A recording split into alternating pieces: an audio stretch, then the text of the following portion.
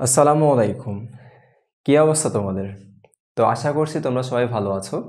শুরুতেই তোমাদের সবাইকে ঈদের শুভেচ্ছা, ঈদ মোবারক। আমি আশা করছি তোমাদের ঈদ ভালোভাবেই কাটছে। তো আজকের এই ভিডিওর মাধ্যমে আমি এইচএসসি পদার্থবিজ্ঞানের একটা নতুন জার্নি শুরু করছি। আশা করছি এই জার্নিতে তোমরা আমার সাথে থাকবে। তো এইচএসসি পদার্থবিজ্ঞানের ফার্স্ট পেপারের দ্বিতীয় যে অধ্যায় রয়েছে অর্থাৎ ভেক্টর, এই ভেক্টরের মাধ্যমে আমরা এই জার্নি শুরু করব বা আমি এই জার্নি শুরু করব। তো প্রথমে একটা ইন্টারেস্টিং কাহিনী বা স্টোরি শেয়ার করি। কোনো এক ক্লাসে আমি জিজ্ঞেস করছিলাম, তোমরা কি রাশি চিনো? তো এক মেয়ে হুট করে উঠে বলে, ভাই আমি তো রাশি চিনি। তো আমি বললাম যে আচ্ছা বলো তোমার রাশি কি?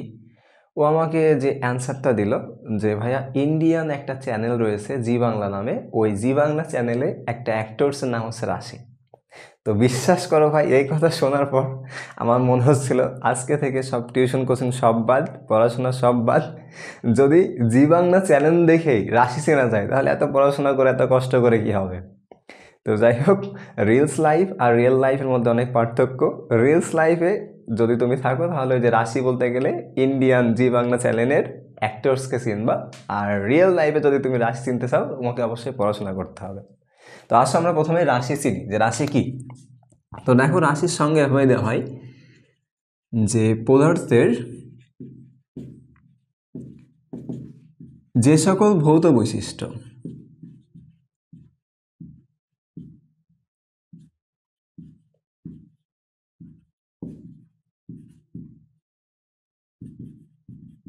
পরিমাপ করা যায়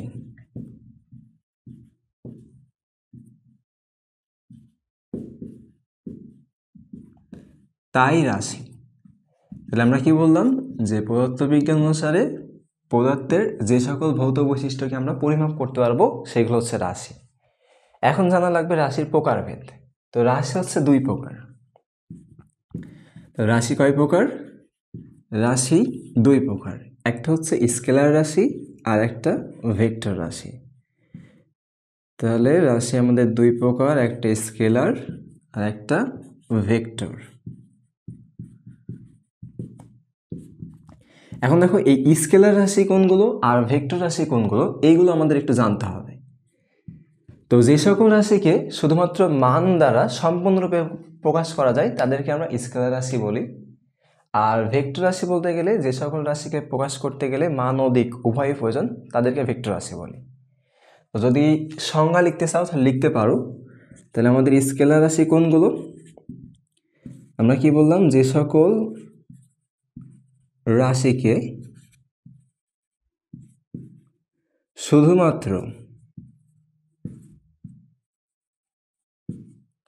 শুধুমাত্র মান দ্বারা সম্পূর্ণরূপে প্রকাশ করা যায়।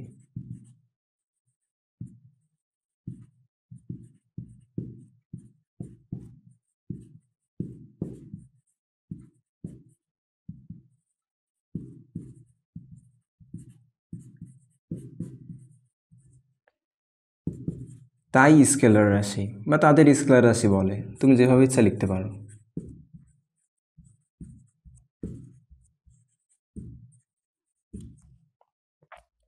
আর যদি ভেক্টর রাশির সংজ্ঞা দিই তাহলে আমরা ভেক্টর রাশির সংজ্ঞায় কি বলতে পারি? তাহলে আমরা বলতে পারি যে সকল রাশিকে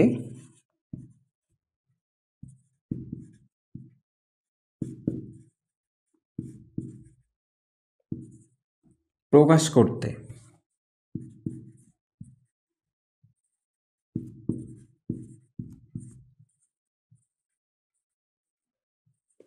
মান ও দিক উভয় প্রয়োজন হয়।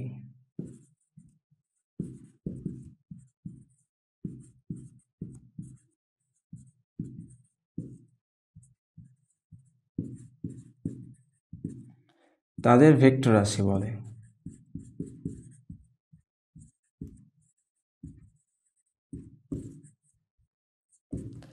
তাহলে আমরা দেখলাম কি, যে পদার্থের কিছু ভৌত বৈশিষ্ট্য রয়েছে যেগুলোকে শুধুমাত্র আমরা মান দ্বারা প্রকাশ করতে পারি, আর কিছু ভৌত বৈশিষ্ট্য রয়েছে যেগুলোকে প্রকাশ করতে গেলে আমাদের মানের সাথে দিকটাও লাগবে। তো যদি একটা উদাহরণ দিই তাহলে তোমাদের কাছে বুঝতে সুবিধা হয়। তাহলে এতটুকু যদি উঠানো হয় তাহলে আমরা একটা উদাহরণ নিই।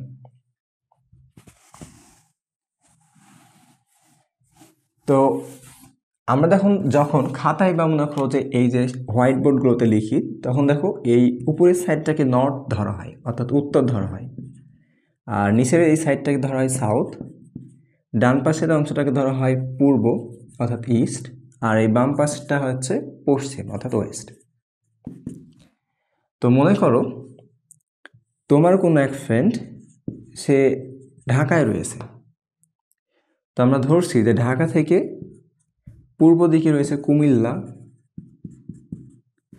ঢাকা থেকে দক্ষিণ দিকে রয়েছে বরিশাল, আর পশ্চিমে রয়েছে যশোর, আর উত্তর দিকে রয়েছে ময়মনসিংহ।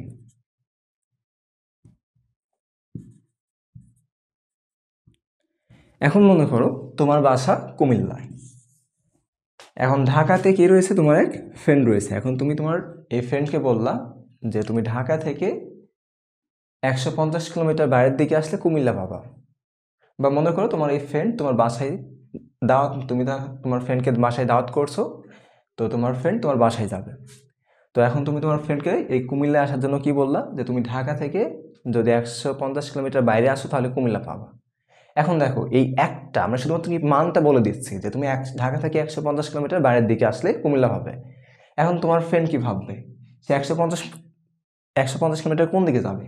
সে কি উত্তরের দিকে যাবে, দক্ষিণের দিকে যাবে, নাকি পূর্ব দিকে যাবে, নাকি পশ্চিমের দিকে যাবে? তার কাছে কিন্তু একটা প্রবাবিলিটি চলে আসছে। সে কিন্তু অ্যাকুরেটলি এই কুমিল্লায় পৌঁছতে পারবে না তুমি যদি শুধুমাত্র 150 কিলোমিটার এই তথ্যটা দিয়ে রাখো। কিন্তু তুমি যদি বলতা যে তুমি ঢাকা থেকে 150 কিলোমিটার উত্তর দিকে আসো, অথবা পূর্ব দিকে আসো, অথবা পশ্চিম দিকে আসো, তো দেখো কুমিল্লা কোন দিক ছিল, কুমিল্লা ছিল হচ্ছে পূর্ব দিকে। তাহলে তুমি যদি তোমার ফ্রেন্ডকে বলতা তুমি ঢাকা থেকে 150 কিলোমিটার পূর্ব দিকে আসো, তাহলে তুমি কুমিল্লায় আসতে পারবে, তাহলে কিন্তু সে যাইতে পারবে। তাহলে প্রথমে দেখো আমরা কি বলছিলাম, শুধুমাত্র এই 150 কিলোমিটার দিয়েছিলাম, বাট ডিরেকশনটা বলে দিয়েছিলাম না, অর্থাৎ দিকটা উল্লেখ করছিলাম না কোন দিকে। এর জন্য সেই ক্ষেত্রে কী হচ্ছিল না, অ্যাকুরেটভাবে সে কুমিল্লায় পৌঁছতে পারছিল না, সেক্ষেত্রে প্রবাবিলিটি চলে আসছিল। বাট যখন আমরা এই মানের সাথে অর্থাৎ 150 কিলোমিটারের সাথে বললাম কি 150 কিলোমিটার পূর্ব দিকে আসো, তখন কিন্তু সে কুমিল্লায় পৌঁছাইতে পারবে। তাহলে আমরা দেখলাম যে কিছু রাশি রয়েছে যেগুলোকে প্রকাশ করতে গেলে আমাদের মানের সাথে দিকটাও প্রয়োজন। এখন আরেকটা উদাহরণ ফলো করো। মনে করো তুমি বাজারে চাউল কিনতে গেছো অথবা মাছ কিনতে গেছো, তো যে মনে করো চাউলওয়ালাকে বললা মামা 5 কেজি চাউল উত্তর দিকে দিন। তো এরকম কি কোনো সময় বলো যে মামা 5 কেজি চাউল উত্তর দিকে দিন, অথবা 2 কেজি মাছ দক্ষিণ দিকে দিন? এটা তো বলা হয় না, ঠিক না? তাহলে এক্ষেত্রে জাস্ট আমি যদি বাজারওয়ালাকে যাই বলি মামা 5 কেজি চাউল দেন বা 2 কেজি মাছ দেন, তাহলে এনাফ। এক্ষেত্রে কিন্তু দিক বলা লাগে না যে মাছ উত্তর দিকে 2 কেজি মাছ দেন, পশ্চিম দিকে 2 কেজি চাউল দেন, এরকম কিছু বলা লাগে না। তাহলে দেখা যাচ্ছে যে আমাদের কিছু বৈশিষ্ট্য, পদার্থের কিছু ভৌত বৈশিষ্ট্য রয়েছে যেগুলোকে প্রকাশ করতে গেলে অবশ্যই মান ও দিক দুইটাই প্রয়োজন। আর কিছু ভৌত বৈশিষ্ট্য রয়েছে যেগুলোকে প্রকাশ করতে শুধুমাত্র মান হলেই এনাফ। মান দ্বারাই আমরা সম্পূর্ণরূপে ওই ভৌত বৈশিষ্ট্যটাকে প্রকাশ করতে পারি। যেমন ওই যে বললাম যে মামা 2 কেজি চাউল দেন, ওই ক্ষেত্রে দিক উল্লেখ করার দরকার নাই। আর যদি দিক উল্লেখ করো তাহলে সেক্ষেত্রে আরও কি, ওইটা আরও বুঝতে অসুবিধা হবে, কারণ 2 কেজি চাউল তার উত্তর দিকে দেওয়া যায় না। তাহলে আমরা দেখলাম কি যে পদার্থের কিছু বৈশিষ্ট্য রয়েছে যেগুলোকে প্রকাশ করতে মান ও দিক প্রয়োজন। তাহলে যে সকল বৈশিষ্ট্যকে প্রকাশ করতে মান ও দিক উভয় প্রয়োজন সেইগুলোই হচ্ছে আমাদের ভেক্টর রাশি। আর যে সকল রাশিকে প্রকাশ করতে শুধুমাত্র মান প্রয়োজন, দিকের কোনো প্রয়োজন নেই, সেগুলো হচ্ছে আমাদের স্কেলার রাশি। তো আমি আশা করছি এই ভেক্টর আর স্কেলার এই দুইটার মধ্যে পার্থক্য তোমরা বুঝতে পারছো। তাহলে এখন আসো আমরা ভেক্টর আর স্কেলারের কিছু উদাহরণ দেখে নিই। তো স্কেলার রাশির উদাহরণ কোনগুলো?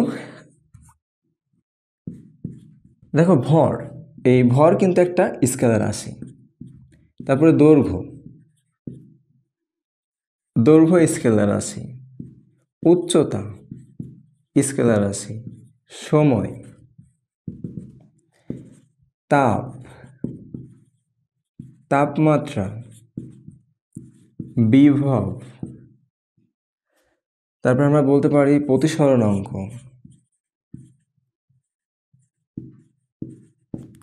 ডাইভারজেন্স,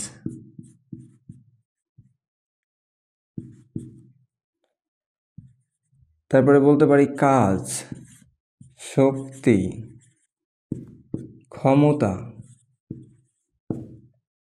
তো এই সবগুলোই দেখো আমাদের স্কেলার রাশি। আমরা যদি ভেক্টর রাশি কিছু উদাহরণ দেখতে চাই তাহলে দেখো আমরা এভাবে বলতে পারি যে বল, বেগ, ভরবেগ, এরপর রয়েছে আমাদের ওজন, প্রাবল্য, ত্বরণ,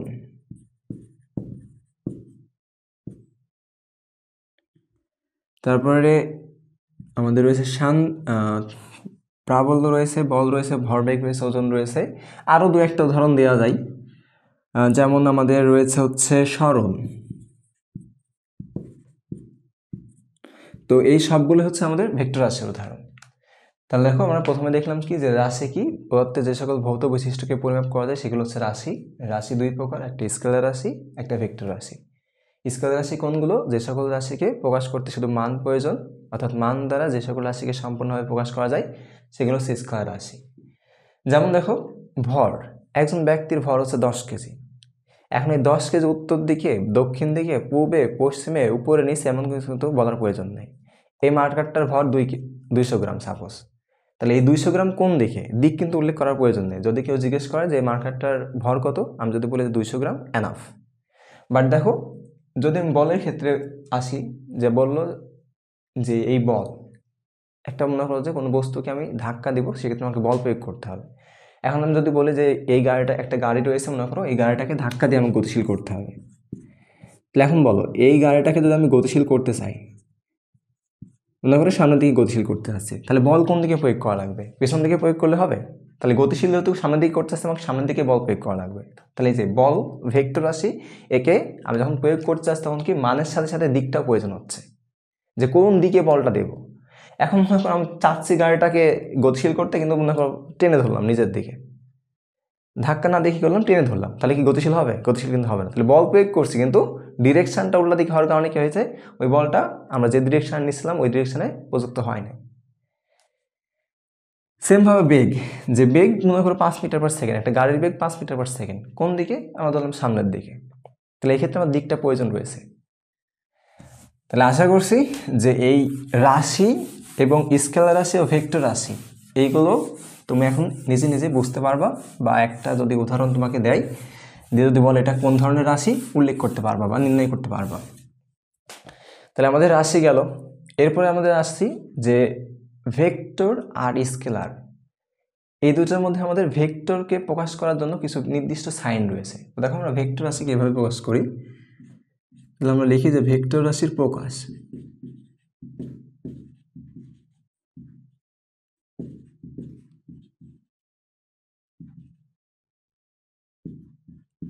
তো ভেক্টর রাশিকে প্রকাশ করতে গেলে মনে করো এ একটা ভেক্টর রাশি, আমি এ কে ভেক্টর আকারে প্রকাশ করতে চাচ্ছি, তাহলে কি করব, তার মাথার উপর এরকম একটা তীর চিহ্ন দিয়ে দেবো। তা যদি একটা আলফাবেটের উপর আমরা তীর চিহ্ন দিই তাহলে সেটা আমার ভেক্টর রাশি নির্দেশ করবে। অথবা মনে করো আমি একটা বার চিহ্ন দিলাম, তাও এটা একটা ভেক্টর নির্দেশ করবে। আবার আমি যদি একটা আলফাবেট লিখে অর্থাৎ এ লিখে তার নিচে একটা দাগ দিই বা একটা বার চিহ্ন নিচে দিই, তাও সেটা ভেক্টর বোঝাবে। আবার যদি এরকমভাবে আমি একটা অর্থাৎ ক্যাপিটাল এ লিখে আমি যদি এটাকে বোল্ড করি অর্থাৎ মোটা হরফে লিখি, তাহলে এটা দ্বারাও ভেক্টর বোঝাবে। তো জেনারেলি এই 4টা সিম্বলের মাধ্যমে আমরা ভেক্টরকে রিপ্রেজেন্ট করি। অর্থাৎ এই 4টা সিম্বল যদি দেওয়া থাকে বা প্রতীক যদি দেওয়া থাকে তাহলে আমরা বলবো কি এটা দ্বারা ভেক্টর রাশি বোঝানো হচ্ছে। মনে হয় বোঝাইতে পারছি, ঠিক না? তাহলে যদি এই ভেক্টর রাশির প্রকাশটা আমরা বুঝতে পারি, তাহলে এখন আমাদের জানা লাগবে ত্রিমাত্রিক স্থানাঙ্ক ব্যবস্থা। ত্রিমাত্রিক স্থানাঙ্ক ব্যবস্থা।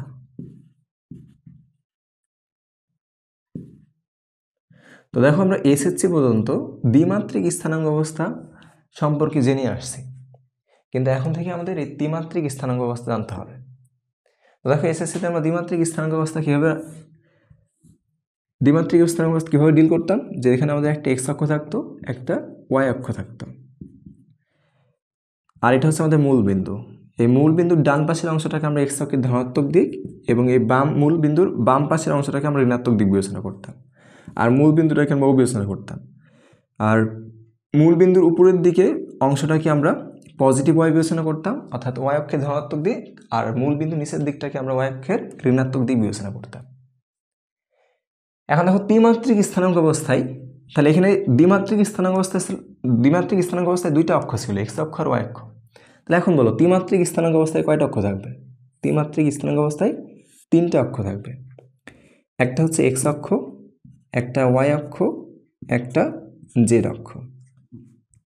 তাহলে ত্রিমাত্রিক স্থানাঙ্ক অবস্থায় আমাদের তিনটা অক্ষ থাকবে। এখন তোমাদের প্রশ্ন হতে পারে, ভাই এদিকে তো ঋণাত্মক এক্স অক্ষ, ঋণাত্মক ওয়াই অক্ষ এগুলো দিলেন না, তো তুমি চাইলে এভাবে দিতে পারো। এদিকে যেদিকে মনে করো যে ঋণাত্মক ওয়াই অক্ষ রয়েছে, নিচের দিকে মনে করো ঋণাত্মক ওয়াই অক্ষ রয়েছে, ওই পাশে মনে করো জেড অক্ষ রয়েছে। তো এগুলো দিলে আমাদের চিত্রে আরও জটিলতা আসে, এই জন্য আমরা এগুলো দিচ্ছি না আপাতত। তুমি দিলে দিতে পারো। তাহলে আমরা কি বললাম যে ত্রিমাত্রিক স্থানাঙ্ক অবস্থায় আমাদের তিনটা অক্ষ থাকে, একটা হচ্ছে এক্স অক্ষ, ওয়াই অক্ষ, একটা জেড অক্ষ। আমাদের যে বিষয়টা মনে রাখতে হবে যে এই এক্স অক্ষ, ওয়াই অক্ষ এই দুইটার মধ্যবর্তী কোণ 90 ডিগ্রি, আবার এক্স অক্ষ আর জেড অক্ষ এই দুইটার মধ্যবর্তী কোণ 90 ডিগ্রি, আবার ওয়াই অক্ষ আর জেড অক্ষ এই দুইটা অক্ষের মধ্যবর্তী কোণ 90 ডিগ্রি। অর্থাৎ এই যে দ্বিমাত্রিক স্থানাঙ্ক অবস্থায় যেমন দুইটা অক্ষ পরস্পরের উপর লম্ব অবস্থায় ছিল, এই ত্রিমাত্রিক স্থানাঙ্ক অবস্থাতেও আমাদের তিনটা অক্ষ একে অপরের উপর লম্বভাবে অবস্থান করে। অর্থাৎ এইগুলোর ক্ষেত্রে যে কোনো দুইটা অক্ষের মধ্যবর্তী কোণ হচ্ছে 90 ডিগ্রি। তাহলে এটা যদি আমরা একটু ফিজিক্যালি দেখাতে চাই, দেখো আমার কাছে কলম রয়েছে, এটার মাধ্যমে একটু দেখানোর চেষ্টা করি। যেটা মনে করো যে আমাদের ওয়াই অক্ষ, এটা মনে করো যে এক্স অক্ষ, আর এটা মনে করো জেড অক্ষ। দেখো এখানের সাথে এই কোণের মানটা 90 ডিগ্রি, আবার এটার সাথে এটার কোণের মানও 90 ডিগ্রি, আবার এটার সাথে এটার কোণের মানও 90 ডিগ্রি। তাহলে যে এক্স অক্ষ মনে করো এটা ওয়াই অক্ষ, এটা হচ্ছে জেড অক্ষ। তাহলে তিনটাই কী অবস্থায় রয়েছে? তিনটাই একে অপরের উপর লম্ব অবস্থায় রয়েছে। তাহলে ত্রিমাত্রিক স্থানাঙ্ক অবস্থা যখন আমাদের জানা হলো, এখন আমাদের জানতে হবে যে আমাদের ফিজিক্সে ভেক্টর রাশিগুলো আমরা কীভাবে প্রকাশ করি। তো দেখো মনে করো যে আমাদের কাছে এরকম একটা শর্ত বা কন্ডিশন দিয়ে রাখছে, যেটা আমাদের দ্বিমাত্রিক স্থানাঙ্ক অবস্থায় মূল বিন্দু, এই মূল বিন্দু থেকে 5 মিটার দূরে একজন ব্যক্তি মনে করো দাঁড়ায় আছে বা অবস্থান করছে। তাহলে আমাদের একজন ব্যক্তির অবস্থান কোথায়? মূল বিন্দু থেকে, অর্থাৎ এই মূল বিন্দু ও থেকে 5 মিটার দূরে একজন ব্যক্তি অবস্থান করছে। এখন তোমাকে বললো যে এই ব্যক্তির অবস্থানটা তুমি প্রকাশ করো, তাহলে তুমি কি বলবা? তুমি এভাবে লিখবা যে ব্যক্তির অবস্থান মূল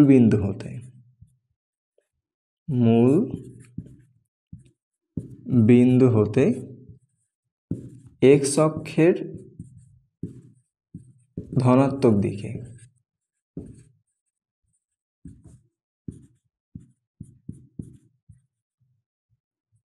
5 একক, বা যেহেতু মিটার দিয়ে রাখছে তখন বলতে পারো তুমি 5 মিটার। তাহলে মূল বিন্দু হতে এক্স অক্ষের ধনাত্মক দিকে যদি আমি 5 মিটার যাই, তাহলে কি পাবো? এই ব্যক্তির অবস্থানটা, ব্যক্তিকে আমি পাবো।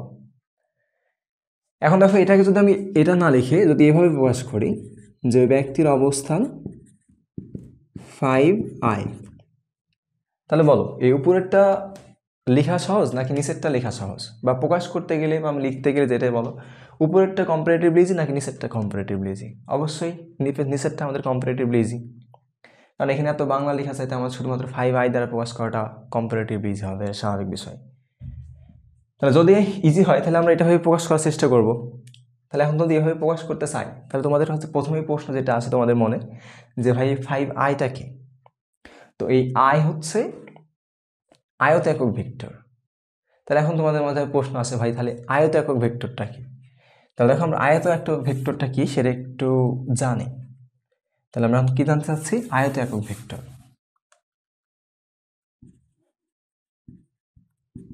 আয়ত একক ভেক্টর।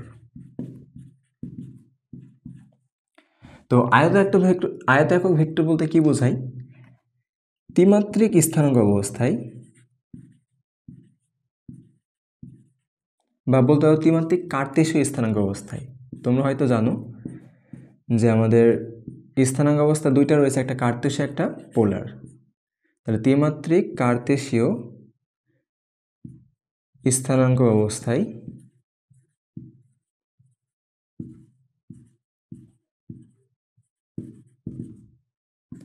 এক্স ওয়াই ও জেড অক্ষ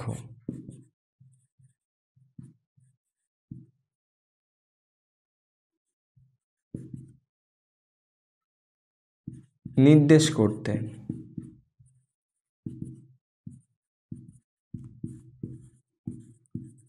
যে তিনটি একক ভেক্টর ব্যবহার করা হয়।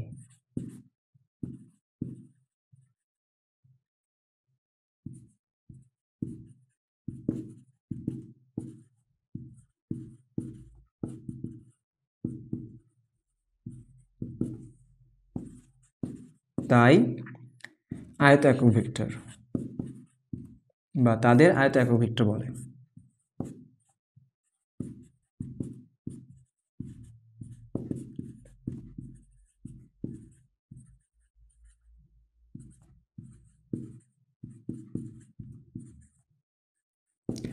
আয়ত একক ভেক্টর কোনগুলো?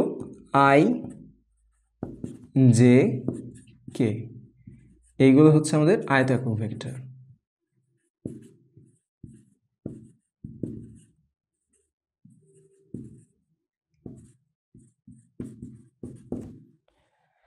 তাহলে আয়ত একক ভেক্টরের সংজ্ঞা কি? ত্রিমাত্রিক কার্তেশীয় স্থানাঙ্ক অবস্থায় এক্স ওয়াই ও জেড অক্ষকে নির্দেশ করতে যে তিনটি একক ভেক্টর ব্যবহৃত হয় তাদের আয়ত একক ভেক্টর বলে। আর আই, জে, কে এগুলো হচ্ছে আয়ত একক ভেক্টর।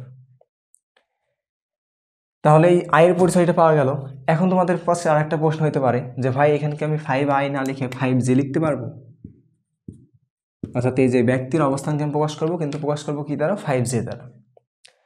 তো দেখো 5j দ্বারা আমরা প্রকাশ করতে পারবো না। কেন প্রকাশ করতে পারবো না? মনে করো আমাদের পৃথিবীতে তো কত বিলিয়ন মানুষ রয়েছে, ঠিক না? প্রায় 8 বিলিয়নের মতো। এখন সবগুলো মানুষের আলাদা আলাদা নাম রয়েছে।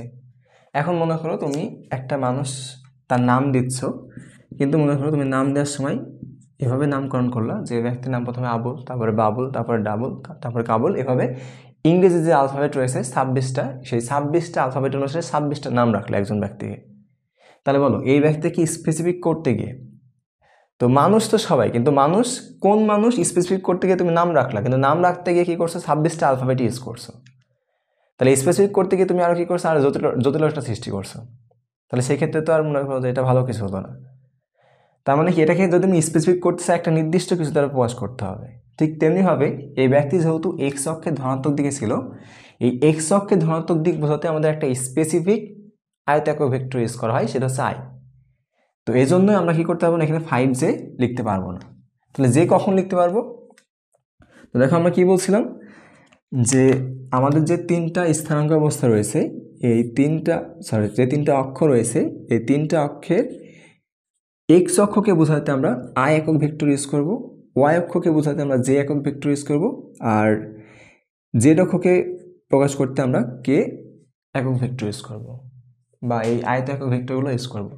তাহলে এক্স অক্ষকে নির্দেশ করতে আই, ওয়াই অক্ষকে নির্দেশ করতে জে, আর জেড অক্ষকে নির্দেশ করতে বা জে এর দিক বোঝাইতে আমরা কে একক ভেক্টর বোঝাবো। তাহলে আশা করছি তোমরা বুঝতে পারছো যে আই কখন ইউজ করবো, জে কখন ইউজ করবো।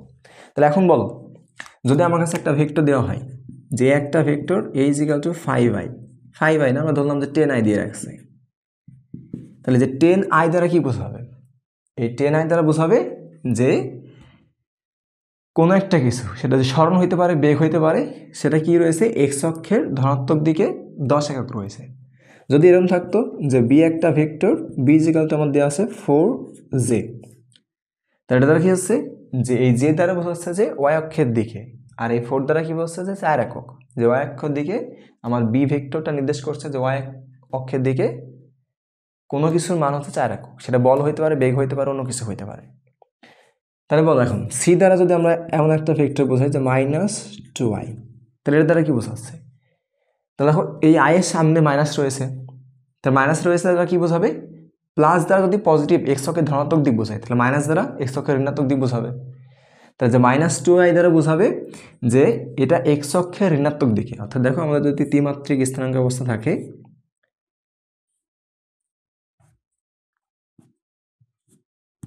তো ত্রিমাত্রিক স্থানাঙ্ক অবস্থায় এটা যদি আমাদের এক্স অক্ষের ধনাত্মক দিক হয়, তাহলে এই অপোজিটটা কি হবে? এক্স অক্ষের ঋণাত্মক দিক।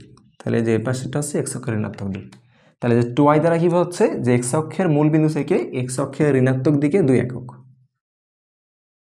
তো আশা করছি প্লাস দিক আর মাইনাস দিক তোমরা বলতে পারবে। লাস্ট একটা বলো, ডি একটা ভেক্টর দেওয়া আছে, এটা দ্বারা বোঝাচ্ছে -4 কে বোঝাচ্ছে।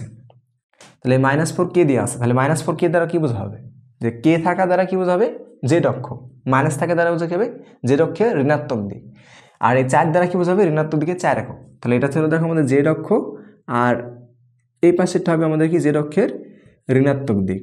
এই ঋণাত্মক দিকে কয় একক, 4 একক।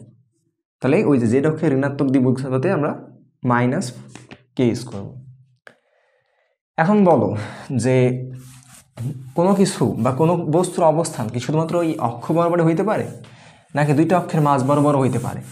অবশ্যই দুইটা অক্ষের মাঝ বরাবর হইতে পারে। তাহলে এখন মনে করো যে কোনো একটা বস্তুর অবস্থান আমাদের দুইটা অক্ষের মাঝ বরাবর রয়েছে। মনে করো পি একটা বিন্দু, এই পি বিন্দুর অবস্থান হচ্ছে আমাদের এই এক্স অক্ষ আর ওয়াই অক্ষের মাঝ বরাবর, অর্থাৎ এক্স ওয়াই যে তল রয়েছে সেই তলে আমার পি বিন্দুটা অবস্থান করছে। পি বিন্দুর স্থানাঙ্ক মনে করো আমরা দিয়ে রাখলাম, পি বিন্দুর স্থানাঙ্ক দিলাম মনে করো 4,3। এই 4,3 দ্বারা কি বোঝায়, 4 দ্বারা বোঝায় যে এই 4 হচ্ছে পি বিন্দুর ভুজ আর 3 হচ্ছে পি বিন্দুর কোটি।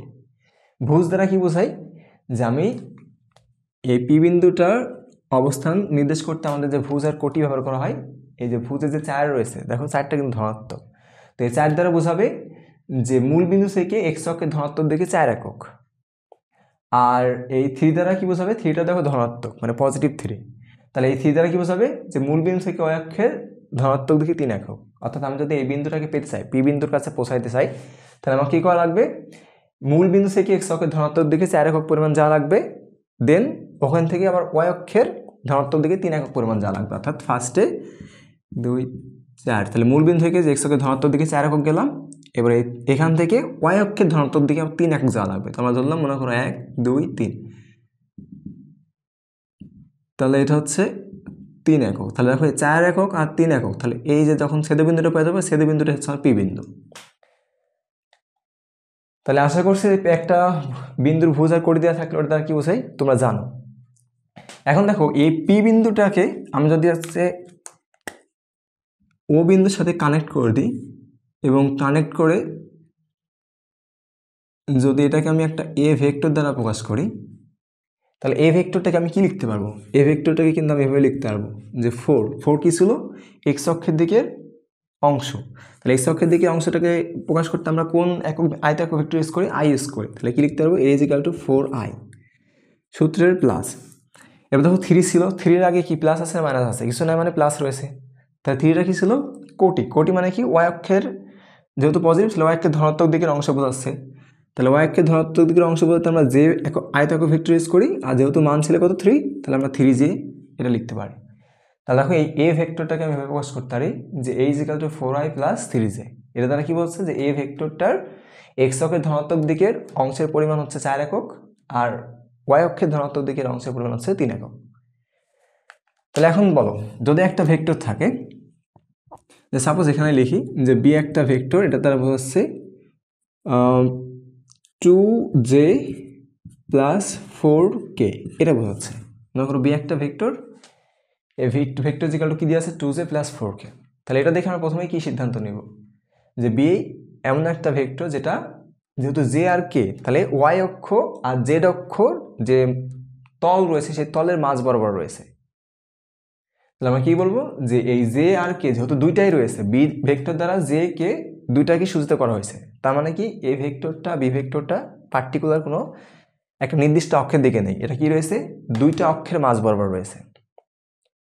অর্থাৎ এই জে যেহেতু ওয়াই অক্ষকে নির্দেশ করে আর কে যেহেতু জেড অক্ষকে নির্দেশ করে, তাহলে আমরা বলতে পারি এই বি ভেক্টরটা ওয়াই আর জেড যে তল রয়েছে সেই তল বরাবর রয়েছে।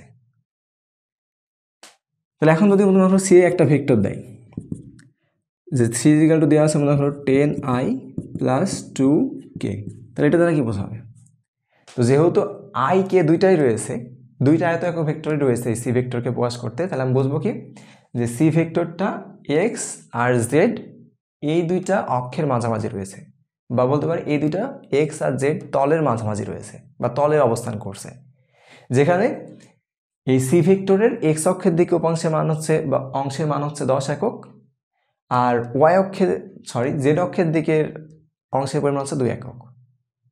তাহলে এখন যদি তোমার কাছে একটা ভেক্টর দেয়, যেমন মনে করো পি একটা ভেক্টর, পি ইজিক্যাল টু দিয়ে আসছে -4i + 5j। তাহলে বলো এই যে পি ইজিক্যাল টু আমাদের -4i + 5j, এটা দ্বারা কি বোঝায়? এই পি ভেক্টরটা কোন দিকে অবস্থান করছে? সেটা কি শুধুমাত্র এক্স অক্ষের দিকে অবস্থান করছে, নাকি এক্স ওয়াই দুইটা অক্ষের মাঝামাঝি রয়েছে? দেখো যেহেতু আই যে দুইটাই রয়েছে, তাহলে আমি কি বলবো যে পি ভেক্টরটা এক্স অক্ষ এবং ওয়াই অক্ষ দুইটা অক্ষেরই মাঝ বরাবর রয়েছে, বা বলতে পারি যে এক্স অক্ষ এবং ওয়াই অক্ষ, এই অক্ষ বিবেচনায় আমি যদি অক্ষ বরাবর একটা তল বিবেচনা করি, ওই তলে অবস্থান করছে পি ভেক্টরটা। তাহলে যদি তলে অবস্থান করে, তাহলে সেক্ষেত্রে কি হচ্ছে, এই আই এর আগে -4 রয়েছে, তাহলে মাইনাস দ্বারা কি বোঝাই? এক্স অক্ষের ঋণাত্মক দিক।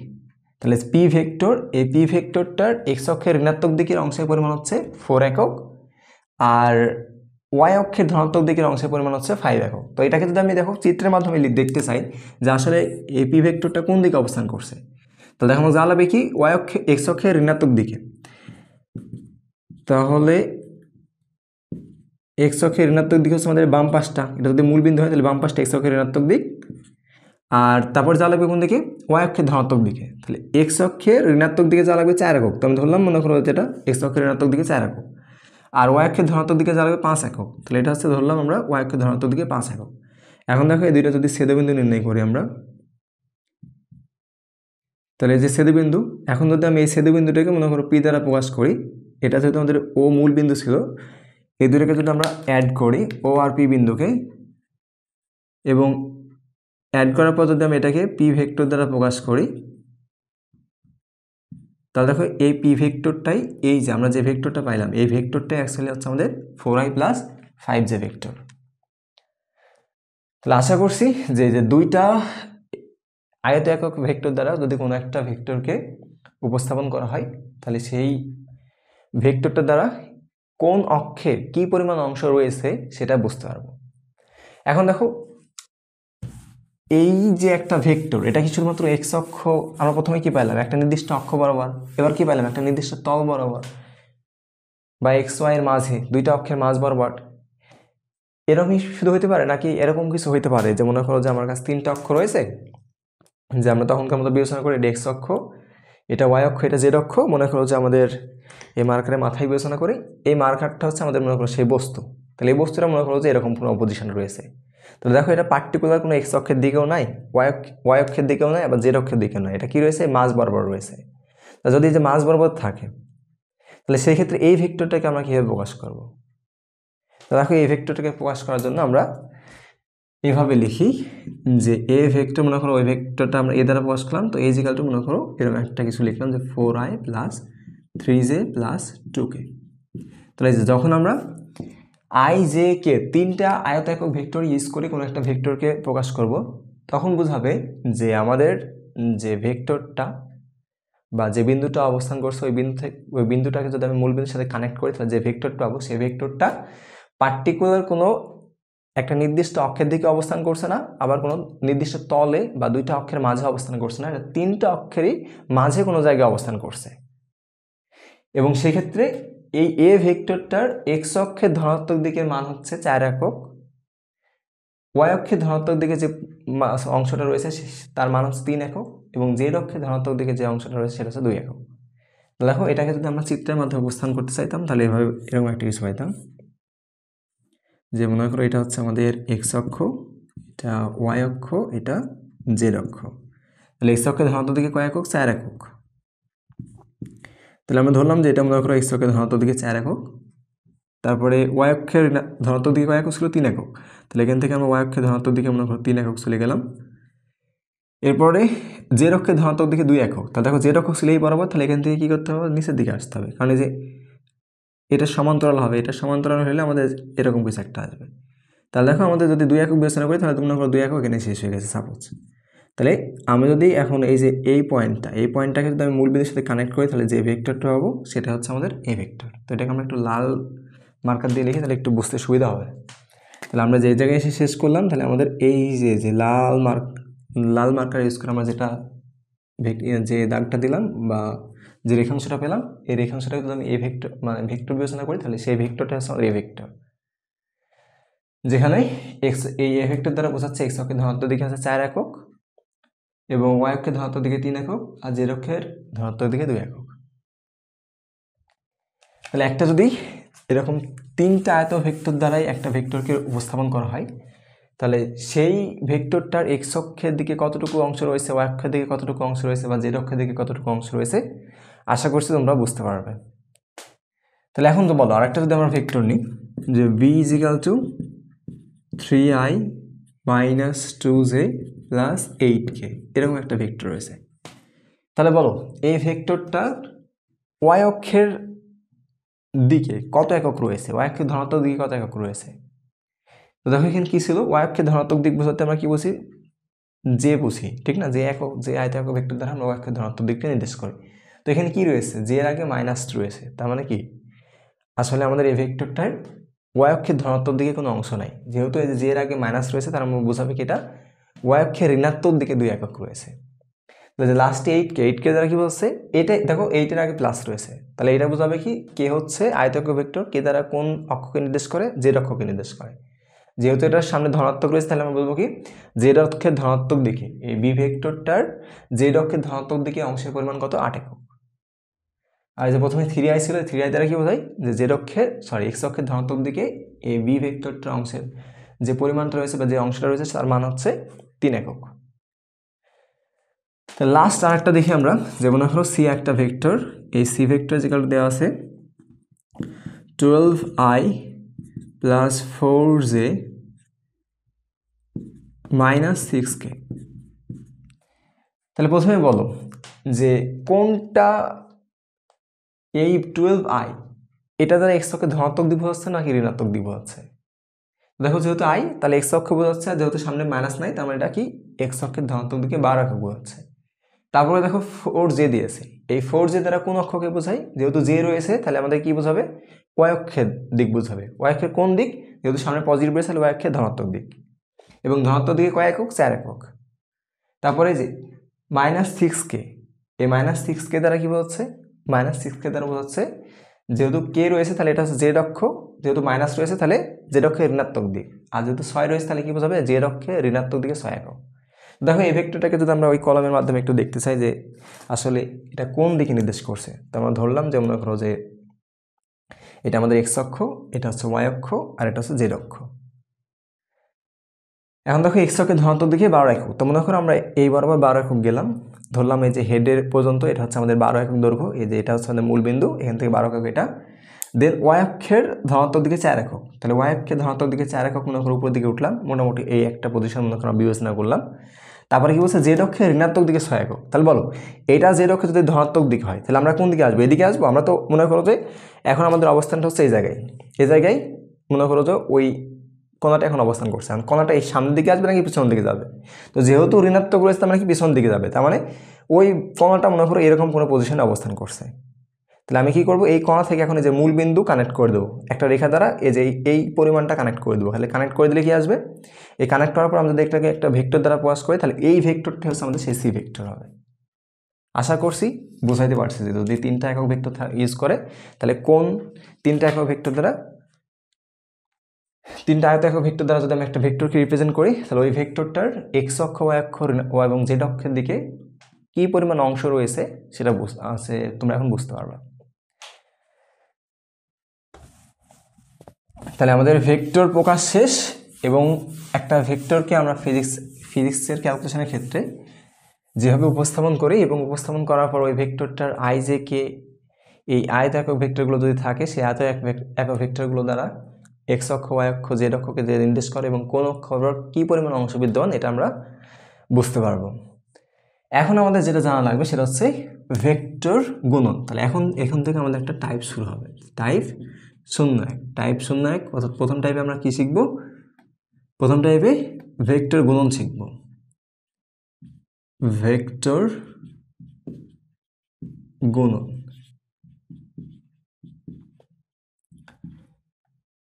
এখন তোমাদের মধ্যে একটা প্রশ্ন হতে পারে, ভাই রাশি শিখলাম 2টা, একটা হচ্ছে ভেক্টর রাশি, একটা স্কেলার রাশি, তাহলে ভেক্টর গুণন শিখছি, স্কেলার গুণন কি শেখা লাগবে না? তো দেখো স্কেলার গুণন আমাদের না শিখলেও হবে। কেন হবে? তো দেখো স্কেলার গুণন বা স্কেলার প্রোডাক্ট এটা আমরা ওই ক্লাস 1 থেকে 10 পর্যন্ত শিখে আসছি। আমাদের সাধারণ যে বীজগণিত, এই স্কেলার প্রোডাক্টের ক্ষেত্রে যোগ বিয়োগ গুণ ভাগ যাই বলো না কেন, এটা সাধারণ ম্যাথামেটিক্স, জেনারেল ম্যাথামেটিক্সকে ফলো করে।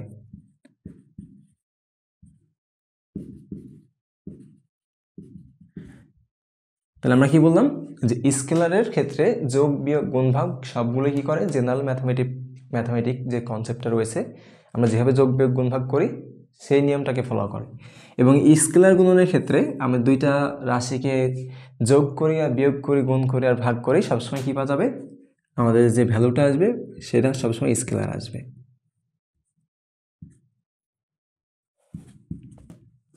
তাহলে দুইটা স্কেলার রাশির গুণফলে সর্বদা কি পাওয়া যায়, স্কেলার পাওয়া যায়।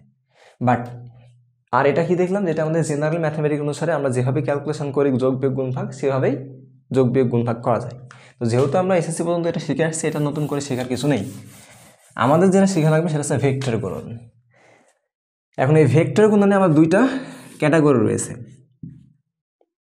বা বলতে পারো দুই ভাগে দুইটা ভেক্টর রাশির ক্ষেত্রে দুইটা ভেক্টর রাশিকে গুণ করতে পারে। একটা হচ্ছে কি ডট গুণন, আর একটা হচ্ছে ক্রস গুণন। এই ডট গুণনের ফলে, অর্থাৎ দুইটা ভেক্টরের ডট গুণনের ফলে আমরা যে রাশিটা পাই সেটা হচ্ছে স্কেলার রাশি, আর দুইটা ভেক্টরের ক্রস গুণনের ফলে আমরা যে রাশিটা পাবো সেটা হচ্ছে ভেক্টর রাশি। তাহলে আমরা দেখলাম যে কিছুক্ষণ আগে স্কেলার রাশির গুণ করলে সবসময় কি পাওয়া যায়, স্কেলার রাশি পাওয়া যায়। বাট এই ক্ষেত্রে দেখলাম যে ভেক্টর রাশির ক্ষেত্রে আমরা যদি দুইটা ভেক্টরের গুণ করি, তাহলে দুইটা পদ্ধতিতে আমরা গুণ করতে পারি, একটা ডট পদ্ধতি আর একটা হচ্ছে ক্রস পদ্ধতি। তাহলে যদি আমরা ডট মেথড ইউজ করে ক্যালকুলেট করি, তাহলে আমি যে রাশি ফাইনালি যে মানটা পাবো সেটা হচ্ছে স্কেলার আসবে। আর যদি ক্রস মেথড ইউজ করে আমরা দুইটা ভেক্টরের গুণ করি বা ভেক্টর প্রোডাক্ট নির্ণয় করি, তাহলে ফাইনালি যে রাশিটা পাবো সেটা আমাদের ভেক্টর রাশি আসবে। তো আমাদের আজকের আলোচনায় আমরা এই ডট প্রোডাক্ট নিয়ে আলোচনা করব। তাহলে টাইপ 1 লিখো, কনসেপ্ট 1। কনসেপ্ট 1 আমরা কি রাখছি, ডট প্রোডাক্ট বা ডট গুণন, চাইলে বাংলাও লিখতে পারো তোমরা। তো মনে করো আমার কাছে দুইটা ভেক্টর রাশি দেওয়া আছে, a ইজিক্যাল টু আমরা নিলাম 2i plus 3j minus 4k, আর b অপর একটা ভেক্টর রাশি যার ভ্যালু হচ্ছে 3i মাইনাস 2j মাইনাস মনে করো দিলাম 6k, র্যান্ডমলি একটা মান, যে কোনো একটা মান নিলেই হচ্ছে। তো মনে করো আমাদের এই এবি দুইটা ভেক্টর দেওয়া আছে, আমাদের বলা হলো যে এ ও বি ভেক্টর দ্বয়ের ডট গুণন নির্ণয় করো। এ ও বি ভেক্টর দ্বয়ের ডট গুণন নির্ণয় করো।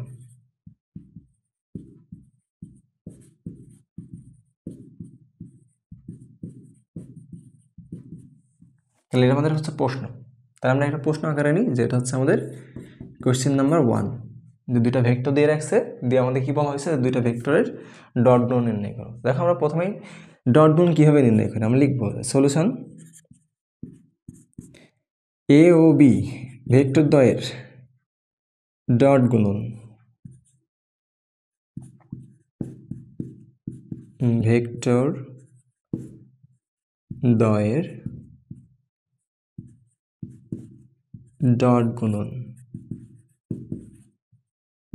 সমান এ ডট বি। তো সিম্পলি এভাবে মনে করো যে আমরা এ তারপর একটা ডট চিহ্ন ইউজ করে বি লিখব। এখন দেখো আমাদের এতে একটা ভেক্টর দেওয়া ছিল, বিতে একটা ভেক্টর আছে, তাহলে দুইটা ভেক্টরকে আমরা এখানে লিখব। যে ভেক্টর মান কত ছিল হচ্ছে 2i plus 3j minus 4k, আর বি অপর একটা ভেক্টর যার মান হচ্ছে 3i minus 2j minus 6k। তাহলে যেতে আমরা কিছুই করে নাই, জাস্ট দুইটা ভেক্টরকে, যে দুইটা ভেক্টর ছিল সেই দুইটা ভেক্টরকে আমরা কি করছি, একটা ডটের মাধ্যমে প্রকাশ করছি। এবার দেখো আমাদের ক্যালকুলেশনে আসতে হবে। তো ক্যালকুলেশনের ক্ষেত্রে ক্যালকুলেশনটা কীভাবে হবে, তো দেখো এই যে প্রথম ভেক্টর, এটা আমাদের প্রথম ভেক্টর, এটা হচ্ছে দ্বিতীয় ভেক্টর। এই প্রথম ভেক্টরের আয়ের সহগের সাথে দ্বিতীয় ভেক্টরের আয়ের সহগ গুণ করতে হবে। তাহলে বলো প্রথম ভেক্টর আয়ের সহগ কী রয়েছে, 2 রয়েছে, আর দ্বিতীয় ভেক্টরের আয়ের সহগে কি রয়েছে 3 রয়েছে। তাহলে প্রথম ভেক্টরের আয়ের সহগের সাথে আমরা কি করছি দ্বিতীয় ভেক্টরের আয়ের সহগ গুণ করছি, এরপর সূত্রের প্লাস দেব। তাহলে এই প্লাসটা কিসের, এই প্লাসটা সূত্রের। এরপর কি করব, দ্বিতীয় ভেক্টরের প্রথম ভেক্টরের যে এর সাথে দ্বিতীয় ভেক্টরের যে সহগ গুণ করব। তাহলে বলো প্রথম ভেক্টরের যে সহগ কি রয়েছে 3 রয়েছে, আর দ্বিতীয় ভেক্টরের যে সহগ কি রয়েছে, দ্বিতীয় ভেক্টরের যে সহগ কিন্তু -2 রয়েছে। তাহলে এই 3 এর সাথে কি করব, -2 গুণ করব। এরপর কি ফর্মুলার প্লাস দেব। লাস্ট স্টেপে কি প্রথম ভেক্টরের কে সহগের সাথে, দেখো প্রথম ভেক্টরের কে সহগ কি রয়েছে -4 রয়েছে। তাহলে প্রথম ভেক্টরের কে সহগের সাথে দ্বিতীয় ভেক্টরের কে সহগ গুণ করব। তাহলে দ্বিতীয় ভেক্টরের কে সহগ কি রয়েছে -6 রয়েছে। তাহলে এবার সিম্পল আমরা যে গুণ রয়েছে সেই গুণটা করে দেবো। তাহলে 3 দুগুণে 6। এখন দেখো এখানে প্লাস আর এই প্লাস আর এই মাইনাস, প্লাসে মাইনাসে মাইনাস, 3 দুগুণে 6। তারপরে এই যে মাইনাস আর এই মাইনাস গুণ করলে হবে প্লাস, প্লাসের সাথে প্লাস গুণ করলে হচ্ছে প্লাস, আর 4 × 24। তাহলে দেখো +6 -6 ক্যান্সেল হয়, অর্থাৎ 0 হয়ে যায়, আর 0 সাথে 24 যোগ করলে আমাদের 24 পাওয়া যায়। তাহলে দেখো এই যে a.b ইজিক্যালটা আমরা কত পাইছি 24 পাইছি। তাহলে ডট গুণন একদম ইজি একটা বিষয়, জাস্ট কি করতে হবে, প্রথম ভেক্টরের আয়ের সহগের সাথে দ্বিতীয় ভেক্টরের আয়ের সহগ গুণ, প্রথম ভেক্টরের জে সহগের সাথে দ্বিতীয় ভেক্টরের জে সহগের গুণ, প্রথম ভেক্টরের কে সহগের সাথে দ্বিতীয় ভেক্টরের কে সহগের গুণ, তারপরে সিম্পল সবগুলোকে যোগ করে মান বের করে দিলে আমাদের অ্যান্সার শেষ। এখন তোমাদের কারো প্রশ্ন হতে পারে, ভাই আই জে কে কি হলো। এখন দেখো আয়ের সাথে যদি আমরা আয়ের ডট গুণন করি, তাহলে আই এর সাথে আমরা কি করতে আসছি আয়ের ডট গুণন করছি। এই ডট গুণনের ক্ষেত্রে আমরা মান পাই হচ্ছে 1। আবার যদি আমরা জে এর সাথে জে এর ডট গুণন করি, এর মানও 1 আসে। একইভাবে কে এর সাথে কে এর ডট গুণন করলেও মান আসে 1। যদি আমরা আয়ের সাথে জে এর ডট গুণন করতাম তাহলে সেক্ষেত্রে মান আসে 0। আবার জে এর সাথে যদি আমরা কে এর ডট গুণন করতাম সেক্ষেত্রে মান আসে 0। তাহলে এই যে 1 0 কেন আসছে এটা আমরা কিছুক্ষণ পরে জানতে পারবো। তো আপাতত আমি যতটুকু বলছি ততটুকুই জানো, যে যখন আমরা কি করছিলাম এই যে আয়ের সাথে এই আয়ের সহগের সাথে এই আয়ের সহগ, অর্থাৎ প্রথম ভেক্টর আয়ের সহগের সাথে দ্বিতীয় ভেক্টর আয়ের সহগ গুণ করছিলাম, তখন দেখো মানটা আসলে কত 6, আর ai গুণ করলে কি আসে i.i আসে, i.i এর মান হচ্ছে 1। এজন্য আমরা লিখি নাই। তো আপাতত তুমি এই পার্টটা বাদ রাখো, যে আয়ের সাথে আয়ের ডট গুণ করলে যে মান 1 আসে, এই পার্টটা তুমি আপাতত বাদ রাখো। তুমি জাস্ট ক্যালকুলেশন দিয়ে ফোকাস দাও। তুমি জাস্ট দেখো এটা বুঝতে পারছো কিনা, যে আমরা এখানে কি করছিলাম, প্রথম ভেক্টর আয়ের সহগের সাথে দ্বিতীয় ভেক্টর আয়ের সহগ গুণ, প্রথম ভেক্টরের জে সহগের সাথে দ্বিতীয় ভেক্টরের জে সহগ গুণ, প্রথম ভেক্টরের কে সহগের সাথে দ্বিতীয় ভেক্টরের কে সহগ গুণ, তারপরে সিম্পলি সবগুলোকে যোগ করে দিয়েছি, অ্যান্সার চলে আসছে। তো আশা করছি তোমরা এই ভেক্টর ডট গুণনটা বুঝতে পারছো। আর যদি বুঝতে পারো তাহলে আমাকে এই ডট গুণনটা করে দাও। যে মনে করো আমাদের এখন দুইটা ভেক্টর দেওয়া আছে, আমরা ধরলাম যে এ বি দুইটা ভেক্টর দেওয়া আছে, বাট ভেক্টর দেওয়া আছে এমন 12i + 4j + 2k, আর একটা দেওয়া আছে -2i + 4j - 6k। তাহলে তোমাদের বলা হলো a ডট বি, অর্থাৎ এ বি দুইটা ভেক্টর, এই দুইটা ভেক্টর ডট গুণ নির্ণয় করো। তাহলে তোমরা নিজেরা চেষ্টা করো, দেখো পারো কিনা। তো চেষ্টা করার পর আমার সাথে অ্যান্সার মিলাই নাও। তাহলে দেখো আমাদের কী করতে হবে, ডট গুণ করতে হবে। তাহলে আমরা কী করবো, a ডট বি লিখব, তারপর এই ভেক্টরটাকে বসাই দেব। এই ভেক্টরে কত ছিল 12i, প্লাস ছিল হচ্ছে 4j, আর ছিল হচ্ছে +2k, ডট বি কত ছিল, বি ভেক্টর কত ছিল, বি ভেক্টর মান ছিল, বি ভেক্টর ছিল হচ্ছে -2i + 4j, তাহলে এটা হচ্ছে +4j, আর লাস্টেরটা হচ্ছে -6k। তাহলে আমরা কি নিয়ম কি বলছিলাম, যে প্রথম ভেক্টরের আয়ের সহগের সাথে দ্বিতীয় ভেক্টরের আয়ের সহগ গুণ। তাহলে বলো প্রথম ভেক্টরের আয়ের সহগ কী রয়েছে, প্রথম ভেক্টরের আয়ের সহগ রয়েছে হচ্ছে 12, অর্থাৎ 12, আর দ্বিতীয় ভেক্টরের আয়ের সহগ কী রয়েছে -2 রয়েছে। তাহলে যে প্রথম ভেক্টরের আয়ের সহগের সাথে দ্বিতীয় ভেক্টরের আয়ের সহগ গুণ করলাম, এরপর কি ছিল সূত্রের প্লাস, তাহলে দিলাম সূত্রের প্লাস। তো সূত্রের প্লাসটা আমরা একটু কালো কালি দিয়ে লিখে দিই, তাহলে দিলাম প্লাস। এরপর কি প্রথম ভেক্টরের জে সহগের সাথে দ্বিতীয় ভেক্টরের জে সহগ গুণ। তাহলে প্রথম ভেক্টরের জে সহগ কি রয়েছে 4, আর দ্বিতীয় ভেক্টরের যে সহগ কি রয়েছে, ওখানেও 4 রয়েছে, তাহলে 4 × 4, তারপরে কি সূত্রের প্লাস, তাহলে যে দিলাম সূত্রের প্লাস। এরপর কি প্রথম ভেক্টরের কে এর সহগের সাথে দ্বিতীয় ভেক্টরের কে এর সহগ গুণ। তাহলে দেখো প্রথম ভেক্টরের কে এর সহগ কি ছিল 2 ছিল, আর দ্বিতীয় ভেক্টরের কে এর সহগ কি ছিল -6 ছিল। তাহলে গুণ শেষ, এবার কি করে যোগ করে দেব, ক্যালকুলেশন করে যোগ। তাহলে দেখো 12-এর সাথে -2 গুণ করলে কত আসে, 12 দুগুণে -24, তারপরে এটা প্লাস 4 × 16। এখন দেখো এই মাইনাস আর এই প্লাস, প্লাসে মাইনাসে কি আসে, মাইনাস আসে, আর 6-এর সাথে 2 গুণ করলে কত আসে, 12 আসে। তাহলে দেখো 12 24 কত আসে, 36, 36-এর সাথে তাহলে -36 + 16, তাহলে 36-এর সাথে 16 যোগ করলে কত আসে, -36-এর সাথে +16 যোগ করলে আসা হচ্ছে -20।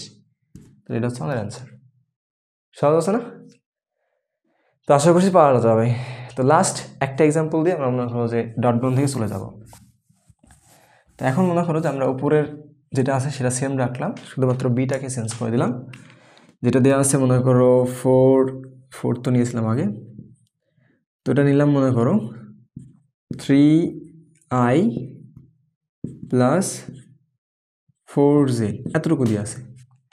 যে ভেক্টর হচ্ছে 12i + 4j + 2k, আর b = দেওয়া আছে 3i + 4j। এখন বলা হলো a ডট b বা a ও b এর ডট গুণ নির্ণয় করো। তাহলে কি সূত্র অনুসারে আমরা বসাই দিব। তাহলে এর মান কত ছিল, 12i + 4j + 2k, আর b এর ক্ষেত্রে কত পেয়েছি আমরা, b এর ক্ষেত্রে ভেক্টর কি দেওয়া ছিল, 3i + 4j, এটা দেওয়া আছে। দেখো আমরা যা দেওয়া ছিল সেটা আগে উঠাইছি। এখন ওই সেম নিয়ম, যার সাথে প্রথম ভেক্টরের আয়ের সহগের সাথে দ্বিতীয় ভেক্টরের আয়ের সহগ গুণ। তাহলে প্রথম ভেক্টরের আয়ের সহগ কত, 12, আর দ্বিতীয় ভেক্টরের আয়ের সহগ কত, 3। তারপরে কি আসবে, সূত্রের প্লাস আসবে। এরপর কি করতে হবে, প্রথম ভেক্টরের যে সহগের সাথে দ্বিতীয় ভেক্টরের যে সহগ গুণ। তাহলে দেখো প্রথম ভেক্টরের যে সহগে কি রয়েছে 4, আর দ্বিতীয় ভেক্টরের যে সহগে রয়েছে কি 4। এরপর কি সূত্রের প্লাস, তারপর প্রথম ভেক্টরের কে এর সহগের সাথে দ্বিতীয় ভেক্টরের কে এর সহগ গুণ। কিন্তু দেখো এই যে দ্বিতীয় যে ভেক্টরটা, সেই দ্বিতীয় ভেক্টরে কি আমাদের কে এর সহগ রয়েছে, কে এর সহগ তো নাই। তো এখান থেকে আমরা যদি মনে মনে একটা প্লাস দিয়ে 0কে বিবেচনা করতাম, তাহলে কোনো সমস্যা হতো? 0-র তো কোনো ভ্যালু নাই, 0 দেওয়া কোনো কিছুর সাথে 0, দেখো কে এর সাথে যদি 0 গুণ করি তাহলে কি হবে, 0 হবে। ওই 0কে যদি আমি এই সংখ্যার সাথে যোগ করি তাও কি আসবে, এই সংখ্যাটা থেকে যাবে। আমি যদি 0-র সাথে মনে করো 2 যোগ করি, যে 2 + 0 মানে কি কোনো পরিবর্তন হবে? 2-এর সাথে আমি যদি 0 যোগ করি মানটা কি আসবে, 2 আসবে। মনে করো 3 একটা সংখ্যা বা 3 একটা অঙ্ক, এই 3 অঙ্কের সাথে 3-এর সাথে আমরা কি করলাম, মনে করো একটা 0 যোগ করলাম, মান কত আসবে, 3 আসবে। অথবা মনে করো 4 একটা অঙ্ক, 4 থেকে 0 বিয়োগ করলাম, মান কত আসবে, 4 আসবে। তো আমরা তো জানি যে 0 যোগ করা বিয়োগ করা এটা দ্বারা মানের কোনো পরিবর্তন হয় না। তাহলে আমি যেখানে 0কে যোগ করলাম, এই যোগ করা দ্বারা আমাদের এই মূল ভেক্টরের কোনো পরিবর্তন হবে না, বাট এটা আমাদের বুঝতে সুবিধা হবে। দেখো এখানে কে এর সহগ কত, 2, আর এখানে কে এর সহগ কত, 0, শেষ। তাহলে মান কত আসবে, 3 × 36 যোগ 4 × 16, আর এখানে কত আসবে, 0। তাহলে 36 আর 16 যোগ করলে কত আসে, হচ্ছে 52। অ্যান্সার শেষ। এখন যদি তোমার মনে হয় যে না আমি এই 0 যোগ করবো না, আমি শুধুমাত্র যে 4j পর্যন্ত রাখো তোমার ইচ্ছা, তাহলে এখানে মনে মনে হিসাব করে দিবা। তুমি চাইলে এভাবে হিসাব করতে পারো যে 2 × 0, কে যেহেতু নাই, যেহেতু কে ছিল না, তাহলে কে ছিল না মানে কি, কে এর সহগ 0, তাহলে 0 বসাই দিলাম, এটা তারপর ক্যালকুলেশন করে দিলাম, অ্যান্সার শেষ। তো তুমি এখানে +0কে যোগ করো অ্যান্সার নির্ণয় করতে পারো, আবার তুমি চাইলে এইভাবে ডিরেক্ট বসাই 2 × 0 দিয়ে ক্যালকুলেশন করতে পারো। তুমি যদি চাও যে আমরা এই ক্যালকুলেশনটা করবো না, যে মনে করো এতটুকু শুধু ক্যালকুলেশন করবো, যে 2 এখানে কে এর সহগ রয়েছে, এখানে কে এর সহগ নাই, আমি দেখাও দেবো না যে এখানে 2 × 0, এটা দেখাও দেবো না, তাও সমস্যা নেই। বাট দেখা দিলে আমাদের একটু ফর্মালিটি মেনটেন হয়, যে 2 × 0 দ্বারা বোঝাচ্ছে যে এই প্রথম ভেক্টরে আমাদের কে এর সহগ হচ্ছে 2, আর দ্বিতীয় ভেক্টরে কে নেই, তার মানে কে এর সহগ হচ্ছে 0 বিবেচনা করতে পারি। তাহলে 2 × 0 লিখলে আমাদের হচ্ছে এটা একটু দেখতে ভালো লাগে বা বুঝতে ভালো লাগে বা বুঝতে সুবিধা হয়। তো এটা দিলেও ভালো, না দিলেও কোনো সমস্যা নেই। তো আশা করছি দুইটা ভেক্টরের ডট গুণন বুঝতে পারছো। এখন দেখো আমাদের দুইটা ভেক্টরের এই ডট গুণনের তো নির্ণয় করলাম, এই ডট গুণনের কিন্তু একটা সূত্র রয়েছে। তো এখন কি দেখবো, ডট গুণনের, ভেক্টরের ডট গুণনের সূত্র। তো ডট গুণনের সূত্র।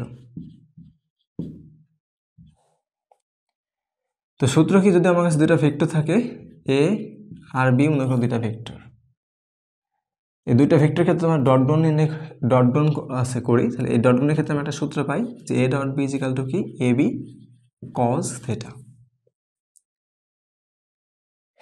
এই যে এর মাথার উপর তীর চিহ্ন দিয়েছি এটা দ্বারা বোঝাচ্ছে আমরা এ একটা ভেক্টর, আর এই যে বি এর মাথার উপর তীর চিহ্ন দ্বারা বোঝাচ্ছে বি একটা ভেক্টর।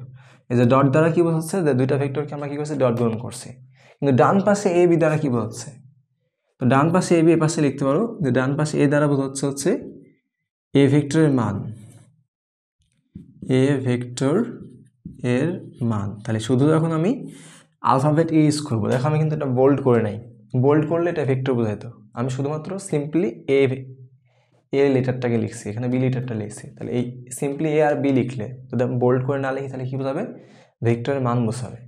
তাহলে এ দ্বারা বোঝাবে এ ভেক্টরের মান, আর বি দ্বারা কি বোঝাচ্ছে, বি দ্বারা বোঝাচ্ছে বি ভেক্টরের মান। তো এখন প্রশ্ন হতে পারে যে ভাই এই এ বি এটা কীভাবে নির্ণয় করবো, এর মান কীভাবে নির্ণয় করবো এই ভেক্টরের মান। তো মনে করো যে আমার কাছে দুইটা ভেক্টর দেওয়া আছে এরকম, ভেক্টর কোথায় নিব বলো, তাহলে এখানে মুছে দিয়ে আমরা এখানে ভেক্টর দুটা নিই, তারপরে আমরা সূত্রটা দিই। তো মনে করো এ একটা ভেক্টর দেওয়া ছিল আমাদের 3i + 4j - 2k, আর বি আর একটা ভেক্টর সেটা হচ্ছে 4i - 2j + 6k। মনে করো এরকম দুইটা ভেক্টর। তো আমরা সূত্র কি পাইছিলাম, সূত্র পাইছিলাম হচ্ছে এ ডট বি, অর্থাৎ a vector dot b vector equal to কি এ ভেক্টরের মান ইন্টু বি ভেক্টরের মান ইন্টু কস থিটা। তাহলে আমরা এখন কি দেখতে চাচ্ছি, এ আর বি, অর্থাৎ এ ভেক্টরের মান কীভাবে নির্ণয় করতে হয় আর বি ভেক্টরের মান কীভাবে নির্ণয় করতে হয়। তো দেখো যখন আমি এ ভেক্টরের মান নির্ণয় করবো, তাহলে সিম্পলি এখন দেখো এ ভেক্টরের মানকে তোমরা দুইভাবে প্রকাশ করতে পারো। এই এ ভেক্টর চিহ্নের দুই পাশে যদি মডুলাস দিয়ে দাও বা পরম মান চিহ্ন দিয়ে দাও, তো এই মডুলাস চিহ্ন দিয়ে এলে এটা দ্বারা কি বোঝায়, এ ভেক্টরের মান বোঝায়। তো এটাকে আমরা সিম্পলিভাবে এই এ দ্বারা প্রকাশ করতে পারি। আমরা যদি এটাকে মোটা না করে সিম্পল এ লিখি, তাহলে এই এ দ্বারা কি বোঝাবে, এ ভেক্টরের মানে বোঝাবে। তো দেখো এ দ্বারা প্রকাশ করাটাই, এই যেভাবে লিখে দুই পাশে দাগ দেওয়ার সাথে এভাবে সিম্পলি এ লেখাই বেটার। তো এই জন্য আমরা কী করবো, ভেক্টরের মানকে এই সিম্পল এ দিয়েই প্রকাশ করব। তাহলে এর মান কীভাবে নির্ণয় করতে হয়, প্রথমে একটা রুট দেব, রুট দেওয়ার পর দেখো আমাদের এ ভেক্টরের সব, এই আয়ের সব কী ছিল 3, জে এর সব কী ছিল 4, আর কে এর সব কী ছিল -2 ছিল। তাহলে যে রুটের ভেতরে আমরা আয়ের সহগের উপর স্কোয়ার দেবো, তাহলে আয়ের সহগ ছিল 3, তারপরে স্কোয়ার, তারপরে সূত্রের প্লাস, এটা কিসের প্লাস, সূত্রের প্লাস। এরপর জে এর সহগের উপর স্কোয়ার, দেখো জে এর সহগ কী ছিল 4, তারপরে স্কোয়ার, এরপর আবার সূত্রের প্লাস। এগুলোকে তারা ব্ল্যাক মার্কার দিয়ে লিখি, তাহলে আমাদের বুঝতে সুবিধা হবে না। তাহলে আমরা যে প্লাসগুলো দিচ্ছি এগুলো কিসের প্লাস, সূত্রের প্লাস। আর দেখো লাস্টে কে এর সহগ কী রয়েছে, কে এর সহগ কিন্তু -2 রয়েছে, এখানে একটু আমাদের ফলো রাখতে হবে। তাহলে -2 এর উপর স্কোয়ার, তাহলে দেখো ভ্যালু কী আসে, 3 এর উপর স্কোয়ার দিলে 9 আসে, 4 এর উপর স্কোয়ার দিলে 16 আসে, আর -2 এর উপর স্কোয়ার দিলে 4 আসে। তাহলে 16 আর 4 20 আর 9 29, তাহলে দেখো মান কত আসে, √29 আসে। তাহলে এই ভেক্টরের মান নির্ণয় শেষ। তাহলে কি করতে হবে, জাস্ট আয়ের সহগের উপর স্কোয়ার, জে এর সহগের উপর স্কোয়ার, কে এর সহগের উপর স্কোয়ার, সহজ আছে কিন্তু। তাহলে এখন বলো, তোমরা নিজেরাই বলো যে বি এর ক্ষেত্রে বি এর মান কি আসবে, বি ভেক্টরটা দিয়ে রাখছে, এই বি ভেক্টরের মান কি আসবে। তাহলে বি ভেক্টরের মান বি ইজিক্যাল টু আমরা কী করবো, প্রথমে একটা রুট দেবো, তারপর কি আয়ের সহগের উপর স্কোয়ার দেবো, আয়ের সহগ কী ছিল 4, তারপর স্কোয়ার, এরপর সূত্রের প্লাস, তারপর দেখো জে এর সহগের উপর স্কোয়ার, জে এর সহগ কী ছিল -2 ছিল, তাহলে যে -2 দিয়ে তারপর স্কোয়ার, এরপর কি সূত্রের প্লাস, তারপরে কে এর সহগের উপর স্কোয়ার, কে এর সহগ কী ছিল 6 ছিল, তারপর স্কোয়ার। তাহলে দেখো মান কালেকশন করলে কত আসবে, 4 এর উপর স্কোয়ার দিলে 16, -2 এর উপর স্কোয়ার দিলে 4, আর 6 এর উপর স্কোয়ার দিলে 36, 36 আর 4 40 আর 16তে কত আসে, 56 আসে, তাহলে যে 56। তাহলে দেখো বি এর মান চলে আসছে আমাদের। যদি কোনো ভেক্টর দেওয়া থাকে, সেই ভেক্টর যদি মান নির্ণয় করতে বলে আমরা কিন্তু ইজিলি নির্ণয় করতে পারবো। তো লাস্ট তোমাদের টেস্ট করার জন্য একটা আমরা নিই, মনে করো পি একটা ভেক্টর দিয়েছে আমাকে 12i + 13j প্লাস মনে করো 4k। বলো পি ভেক্টর দিয়ে রাখছে, পি এর মান কত আসবে, পি ভেক্টরের মান কত হবে। তাহলে কীভাবে নির্ণয় করবো? ফার্স্টে পি ইজিক্যাল টু দিব, তারপর একটা রুট দেবো, তারপর কি আয়ের সহগের পুরো স্কোয়ার। আচ্ছা সবগুলোই প্লাস হয়ে গেছে, আমরা একটা মাইনাস দিই। তাহলে মাইনাস দিলে আমাদের মনে করো যে কনসেপ্টটা আরও বেশি ক্লিয়ার হবে। তাহলে 12 পুরো স্কোয়ার, তারপর সূত্রের প্লাস, যে সব কী ছিল এই যে -13, তারপর স্কোয়ার প্লাস 4 পুরো স্কোয়ার। ওকে, তাহলে এখন জাস্ট কী করবো? ক্যালকুলেশন করে দেবো। 12 পুরো স্কোয়ার দিলে কত পাওয়া যায়? 144। 13 পুরো স্কোয়ার দিলে কত পাওয়া যায়? 169। 4 পুরো স্কোয়ার দিলে 16। এখন জাস্ট আমাদের সিম্পলি যোগ করতে হবে। তা যোগ করলে কত আসে? 9 6 15, 4 19 9 হাতে গেলে 1, 2 আর 6 8, 8 4 12, 2 হাতে গেলো 1, 2 আর 1 3, 329। দেখো 329 এটা আমাদের এই বি এর মান, যদি আমি ক্যালকুলেশনে ভুল না করি। তাহলে আশা করছি যে বি ভেক্টর দিলে, একটা ভেক্টর যদি দেওয়া থাকে সেই ভেক্টরের মান তোমরা নির্ণয় করতে পারবে। তাহলে এখন তোমাদের লাস্ট প্রশ্ন কি, যে ভাই দুটো ডট গুণনও বুঝলাম, দুটা ভেক্টরের মান কীভাবে নির্ণয় করতে হয় সেটাও বুঝলাম। তাহলে থিটাটা কি? যে what about theta, what about theta, theta সম্পর্কে কিছু একটু বলেন নাকি? দেখো থিটার পরিচয় কি? Theta is the angle between a vector and b vector. তাহলে থিটার পরিচয় কি? থিটা হচ্ছে এ আর বি ভেক্টরদের মধ্যবর্তী কোণ। এখন দেখো আমরা ফিজিক্সে দুইটা ভেক্টরের মধ্যবর্তী কোণ বোঝাইতে এই চিহ্নটা ব্যবহার করে থাকি, এই যে টুপির মতো ক্যাপের মতো চিহ্নটা। তাহলে এই যে এই চিহ্নটা দ্বারা কি বোঝাবে? কোণ নির্দেশ করবে। তাহলে এ আর বি এর মধ্যবর্তী কোণ কত? এ আর বি এর মধ্যবর্তী কোণ হচ্ছে থিটা। তাহলে এখন তোমাদের প্রশ্ন এটা হতে পারে যে ভাই থিটার মানটা কি নির্ণয় করতে পারি? অবশ্যই থিটার মানটা নির্ণয় করতে পারি। তো দেখো এবার আমার থিটার মানটা নির্ণয় করতে যাচ্ছে। তাহলে আমাদের ডট গুণন শেখা শেষ। তাহলে আমরা ক্যাটাগরি 1 দাও, টাইপ 1-এর ক্যাটাগরি 1। ক্যাটাগরি 1-এ আমরা কি শিখব? শিখব হচ্ছে দুইটা ভেক্টরের মধ্যবর্তী কোণ নির্ণয়। দুইটি ভেক্টরের দুইটি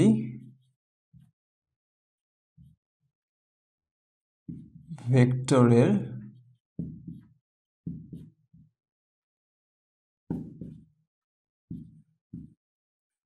মধ্যবর্তী কোণ নির্ণয়।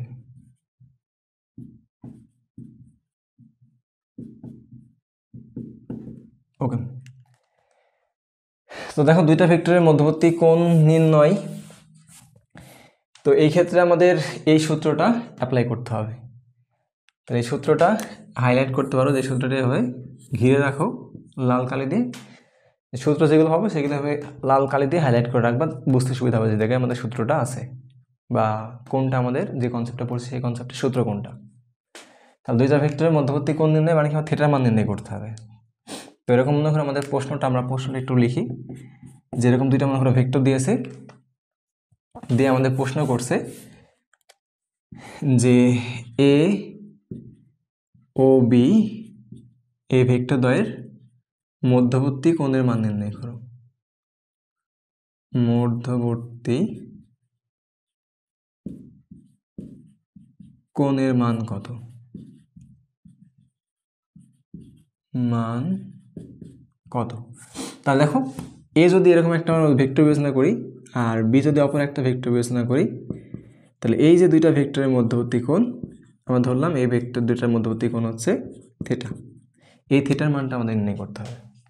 তাহলে যদি দুইটা ভেক্টর দেওয়া থাকে, আমরা দুইটা ভেক্টরকে এভাবে বিবেচনা করতে পারি একই তলে। আমরা দুইটা ভেক্টর বিবেচনা করব, যাদের একটা কি থাকবে? সন্নিহিত। একটা বিন্দু বলতে পারি যে একটা বিন্দু থেকে আমাদের দুইটা সন্নিহিত বাহু, ঠিক না? একটা বিন্দু থেকে দুইটা ভেক্টর চলে গেছে। তাহলে যদি দুইটা ভেক্টর তাদের মধ্যবর্তী কোণ যদি থিটা হয়, তাহলে এই থিটার মানটা আমাদের নির্ণয় করতে বলছে। তাহলে কীভাবে নির্ণয় করবো? তাহলে আমরা ওই যে ডট গুণনের ক্ষেত্রে সূত্র পাইছিলাম। সূত্র কি ছিল? তাহলে সূত্র ছিল, আমরা বলবো, আমরা জানি কি জানি বলো? এ ডট বি অর্থাৎ a vector dot b vector equal to কি ছিল? A b cos theta. তাহলে আমাদের এই কস থিটা নির্ণয় করতে হবে, ঠিক না? মানে থিটার মান নির্ণয় করতে হবে। তাহলে থিটার মান নির্ণয় করতে গেলে আমি এই কসটাকে এক পাশে রাখবো, বাকিগুলোকে অন্য পাশে পাঠিয়ে দেবো। দেখো এখানে এ বি আছে গুণ অবস্থায় কজের সাথে, তাহলে বাম পাশে পাঠিয়ে দিলে কী হবে? ভাগ হবে। তাহলে পাঠিয়ে দিই। তো যে a vector dot b vector, আর নিচে কি চলে আসবে, এ আর বি চলে আসবে। তাহলে ডান পাশে কি থেকে গেল আমাদের, শুধু থেকে গেল কজ থেটা। ওকে, তাহলে আমরা সাইড চেঞ্জ করি। তাহলে সাইড চেঞ্জ করলে cause theta is equal to কি লেখা যায়, এ ডট বি, আর নিচে আসবে কি এ ভেক্টরের মান বি ভেক্টরের মান। এখানে এটার ক্যালকুলেশনটা তো বুঝতে পারছো, যে পাশে এ বি গুণ ছিল, তাহলে ডান পাশে সমান ছিল, ডান পাশে কজের সাথে এ বি গুণ অবস্থা ছিল। আমরা যদি এ বিকে বাম পাশে পাঠাই তাহলে কী অবস্থায় আসবে, ভাগ অবস্থায়। গুণ থাকলে ভাগ হয়, গুণ থাকলে কী হয়, ভাগ হয়। তাই যে cos theta is equal to কি আসলে, a dot b by a আর বি ভেক্টরের মান। এখন দেখো আমরা এ ডট বি নির্ণয় করে আসছি সাইড থেকে, এ ডট বি।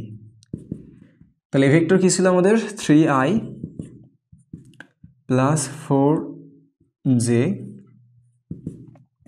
মাইনাস 2k, আর বি ভেক্টর ছিল হচ্ছে 4i minus 2j plus 6k plus 6k। তাহলে বলো এর মান কত আসবে, দ্রুত বলো। তাহলে যে 3 সাথে 4 গুণ করবো, ঠিক না, 3 ছাড়া 12 সূত্রের প্লাস, এখানে জে এর সহগ হচ্ছে 4 আর এখানে জে এর সহগ হচ্ছে -2, তাহলে 4 এর সাথে -2 গুণ করতে হবে, তারপরে সূত্রের প্লাস, কে এর সহগ কি -2 আর এখানে কে এর সহগ কি 6।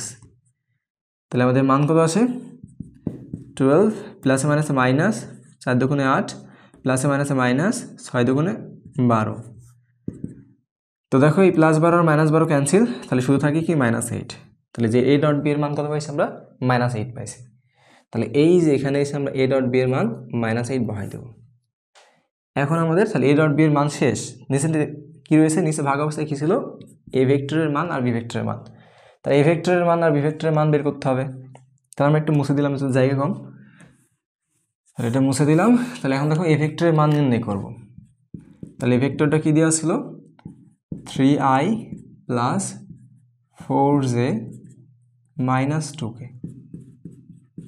তাহলে এটা ভেক্টর দেওয়া ছিল, এই ভেক্টরের মান কত আসবে, তাহলে আমরা কি বলছিলাম, মান নির্ণয়ের ক্ষেত্রে i এর সহগের উপর স্কোয়ার, j এর সহগের উপর স্কোয়ার, k এর সহগের উপর স্কোয়ার।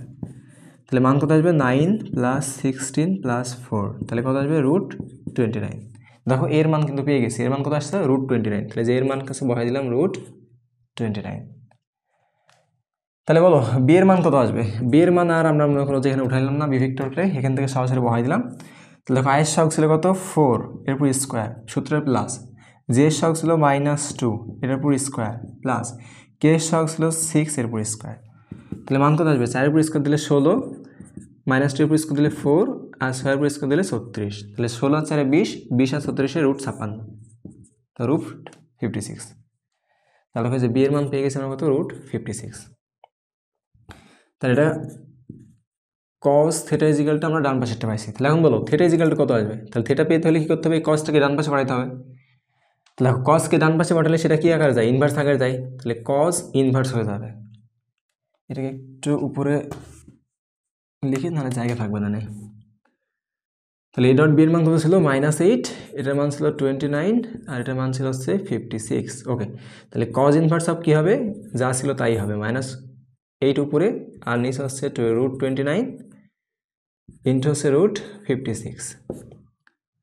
এখন দেখো এটা আমরা হিসাব করে নিই ক্যালকুলেটারে। তাহলে হিসাব করলে কত আসবে, শিফট কজ উপরে -8 নিচে √29 ইন্টু হচ্ছে √56। তাহলে আমাদের যে মানটা আসছে সেটা হচ্ছে 101.45। তাহলে দেখো থিটার মান কত আসছে, 101.45 এত ডিগ্রি, এটা হচ্ছে অ্যান্সার। তাহলে এই যে দুইটা ভেক্টর এ আর বি, দুইটা ভেক্টর ছিল, তাহলে এ আর বি দুইটা ভেক্টর, এই দুইটা ভেক্টরের মধ্যবর্তী কোণের মান কত আসলে আমাদের, 101.45 ডিগ্রি। তাহলে যদি আমরা ডট গুণ পারি আর যদি মান নির্ণয় করতে পারি, তাহলে সূত্রে বসা দিলে আমাদের অ্যাঙ্গেল চলে আসবে। তো আশা করছি তোমরা এই টাইপের যদি আরও ম্যাথ দেয় তাহলে পারবে। তাহলে প্র্যাকটিসের জন্য আমরা আরেকটা ম্যাথ প্র্যাকটিস করব। তাহলে আর একটা ম্যাথ তোমরা নিজেরা আগে চেষ্টা করবো, তারপরে আমার সাথে মিলাবা। তাহলে যদি নিজের থেকে পারো তাহলে তো মনে করো যে হয়ে গেল। তো এ ভেক্টর ইজিক্যালটা আমাদের দেওয়া আছে, সাপোজ এ ইজিক্যালটা দেওয়া আছে, আমরা নিলাম i plus 2j minus k, আর বি ইজিক্যালটা দেওয়া আছে আমরা ধরলাম 3i মাইনাস 2j মাইনাস কে। মনে করো দুটো ভেক্টর দেওয়া আছে, আমাদের কি প্রশ্ন করছে, সেম প্রশ্ন, এ ও বি ভেক্টরদ্বয়ের মধ্যবর্তী কোণের মান কত। তাহলে আমাদের ফার্স্টে কী করতে হবে, এই কসটাকে এক পাশে নিয়ে আসতে হবে। তাহলে a dot b equal to, যেহেতু এ পাশে এ বি গুণ অবস্থা ছিল, তাহলে এ পাশে একবারে পার করে দিই, ভাগ অবস্থায় চলে আসবে। তাহলে এ ডট বি এর নিচে কী থাকবে, এ এর মান বি এর মান, আর ডান পাশে কী থাকবে, কস থেটা। তাহলে সাইড চেঞ্জ করলে কি আসবে, কস থেটা ইজিক্যাল টু উপরে হচ্ছে a vector dot b vector, আর নিচে হচ্ছে এ ভেক্টরের মান আর বি ভেক্টরের মান। তাহলে এখন বলো এ ডট বি নির্ণয় করে তোমাদের মান কত আসছে।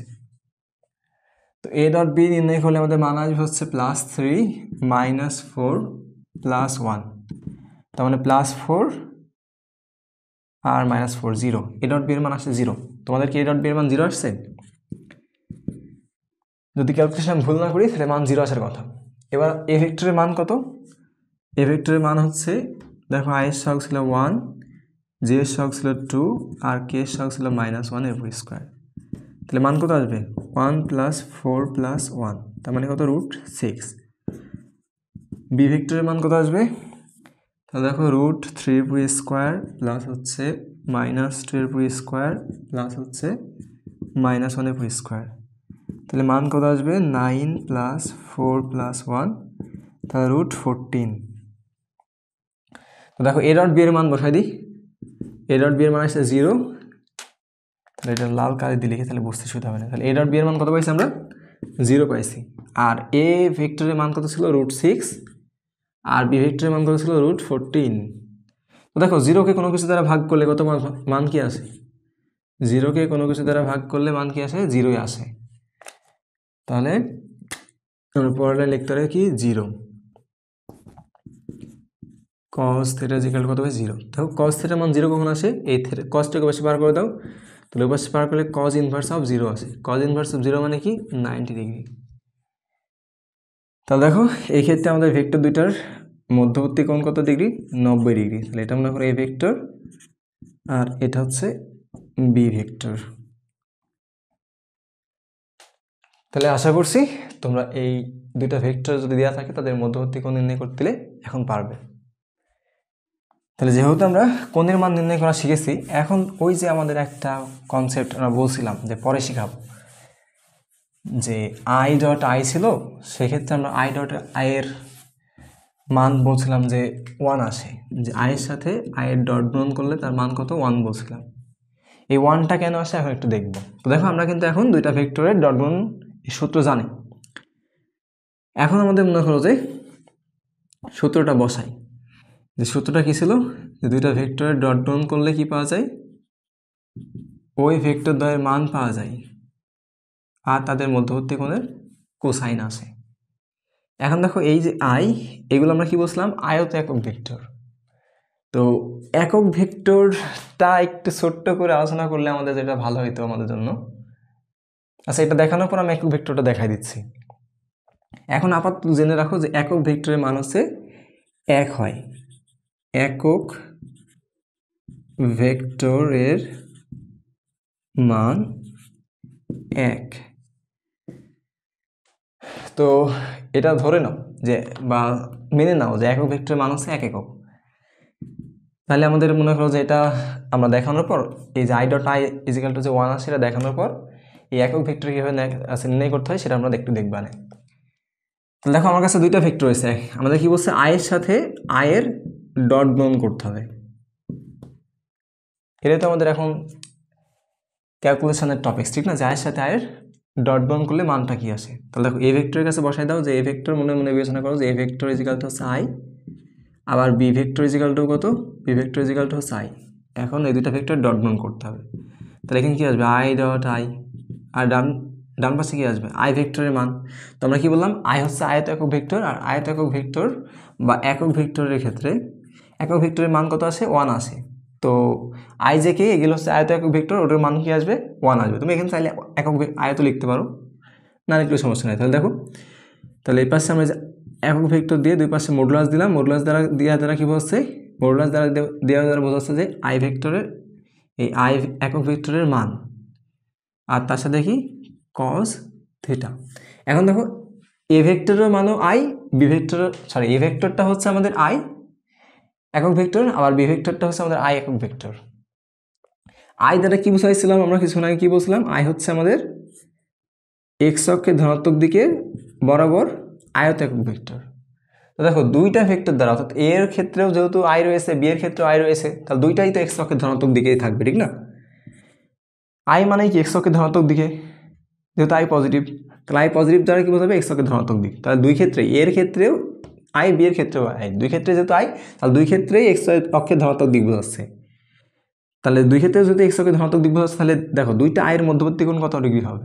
তো দুই ক্ষেত্রে যেহেতু এক্স অক্ষের ধনাত্মক দিক, তাহলে এই ক্ষেত্রে মধ্যবর্তী কোণ 0 ডিগ্রি আসবে। থিটা ইকুয়াল টু কত ডিগ্রি, 0 ডিগ্রি।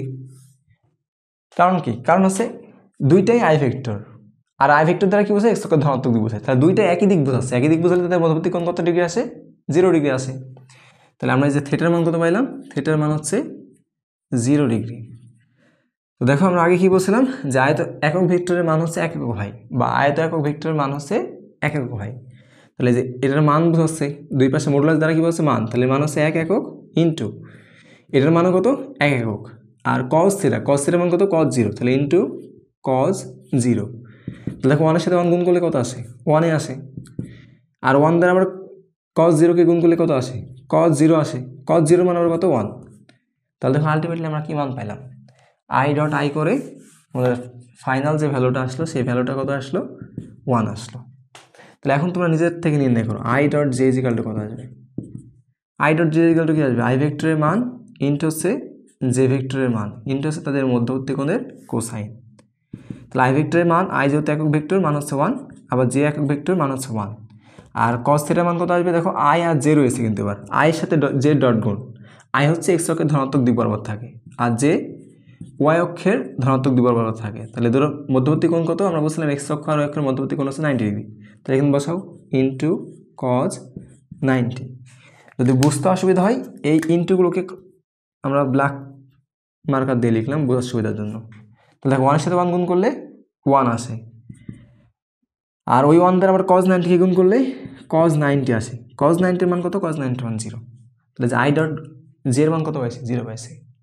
তাহলে এখন তোমাদের কাজ থাকবে তোমরা এগুলো নির্ণয় করে চেক করবো যে আই ডট আই তো আমরা নির্ণয় করলাম, এটার মান হচ্ছে 1। তোমরা চেক করবা যে জে ডট জে এটা গুণ করে কি 1 আসছে কিনা, আবার কে ডট কে এটা গুণ করলে 1 আসছে কিনা, আবার আইয়ের সাথে যদি আমরা জে এর ডট গুণ করি তাহলে এক্ষেত্রে মানটা 0 আসছে কিনা, আবার জে এর সাথে কে ডট গুণ করলে মান 0 আসছে কিনা, আবার কে এর সাথে আই ডট গুণ করলে মান 0 আসছে কিনা। তোমরা এই 6টা জিনিস চেক করে দেখবে একটু।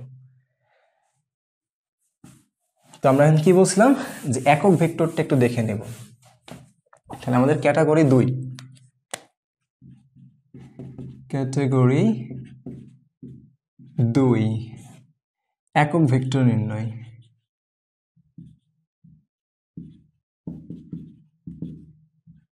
তো দেখো একক ভেক্টরের সংজ্ঞাটা আগে আমরা আসি। সংজ্ঞা কি ছিল, যে ভেক্টরের মান 1 একক তাকে একক ভেক্টর বলে। যে ভেক্টর এর মান 1 একক তাকে একক ভেক্টর বলে।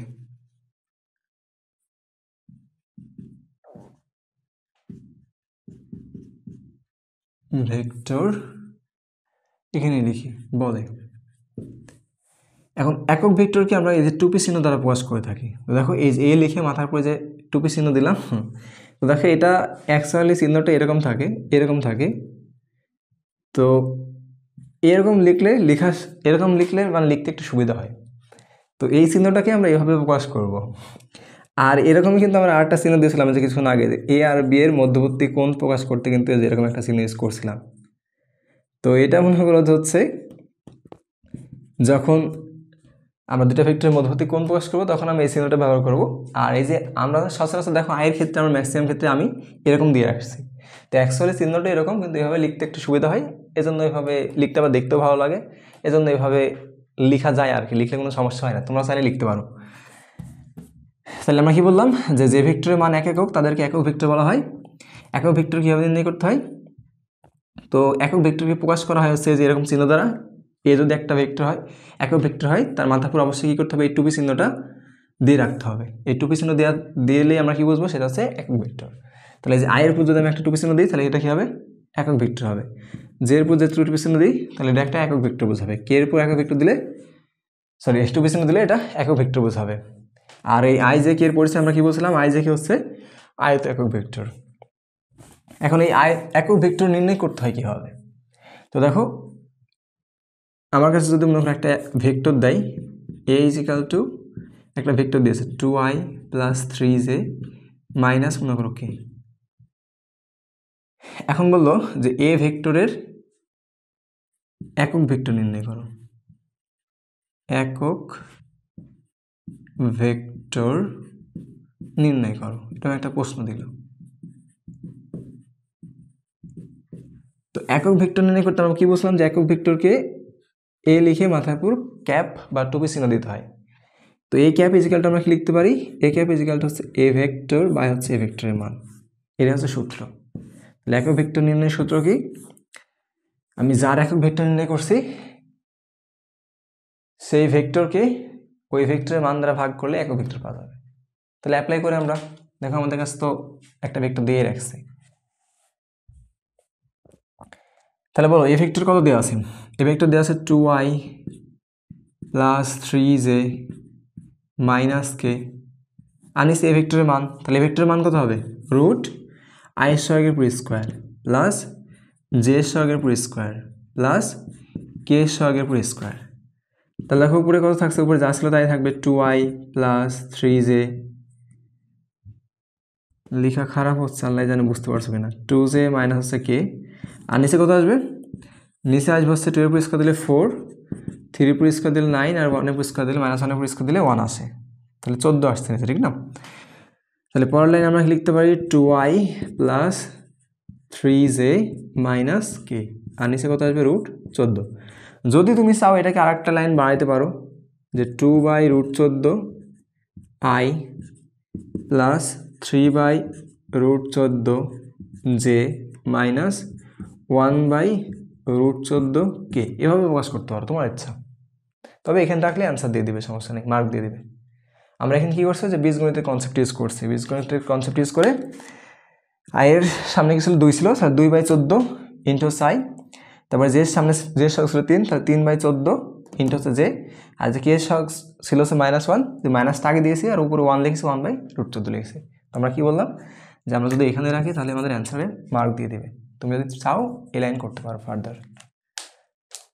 তাহলে একক ভেক্টর যদি একটা ভেক্টর দেই, দিয়ে যদি একক ভেক্টর নির্ণয় করতে বলে তাহলে আমি নির্ণয় করতে পারবো। তাহলে একক ভেক্টর কি? যে ভেক্টরের মান এক একক তাকে আমরা একক ভেক্টর বলবো। আর একক ভেক্টর নির্ণয় করতে হয় কীভাবে? ভেক্টরকে ভেক্টরের মান দ্বারা ভাগ করলেই একক ভেক্টর পাওয়া যায়। তাহলে আশা করছি তোমরা একক ভেক্টর নির্ণয় করতে পারবে। তো দেখো আমাদের এই টাইপ 1-এর আমরা দুইটা ক্যাটাগরি, টাইপ 1 কি দিয়েছিলাম? টাইপ 1 টপিক্স 1, ভুলে গেছি আমি। দেখ টাইপ 1-এর আমরা যদি টাইপ 1 দিই প্রথমে, তাহলে টাইপ 1-এর আছে কনসেপ্ট 1 ইউজ করেছিলাম সম্ভবত। কনসেপ্ট 1-এর আমরা দেখো ক্যাটাগরি দুইটা আসছি। এই কনসেপ্ট 1 ছিল আমাদের কি? ডট গুণন। এই ডট গুণনের মনে করো আমাদের 5-6টা ক্যাটাগরি আসবে।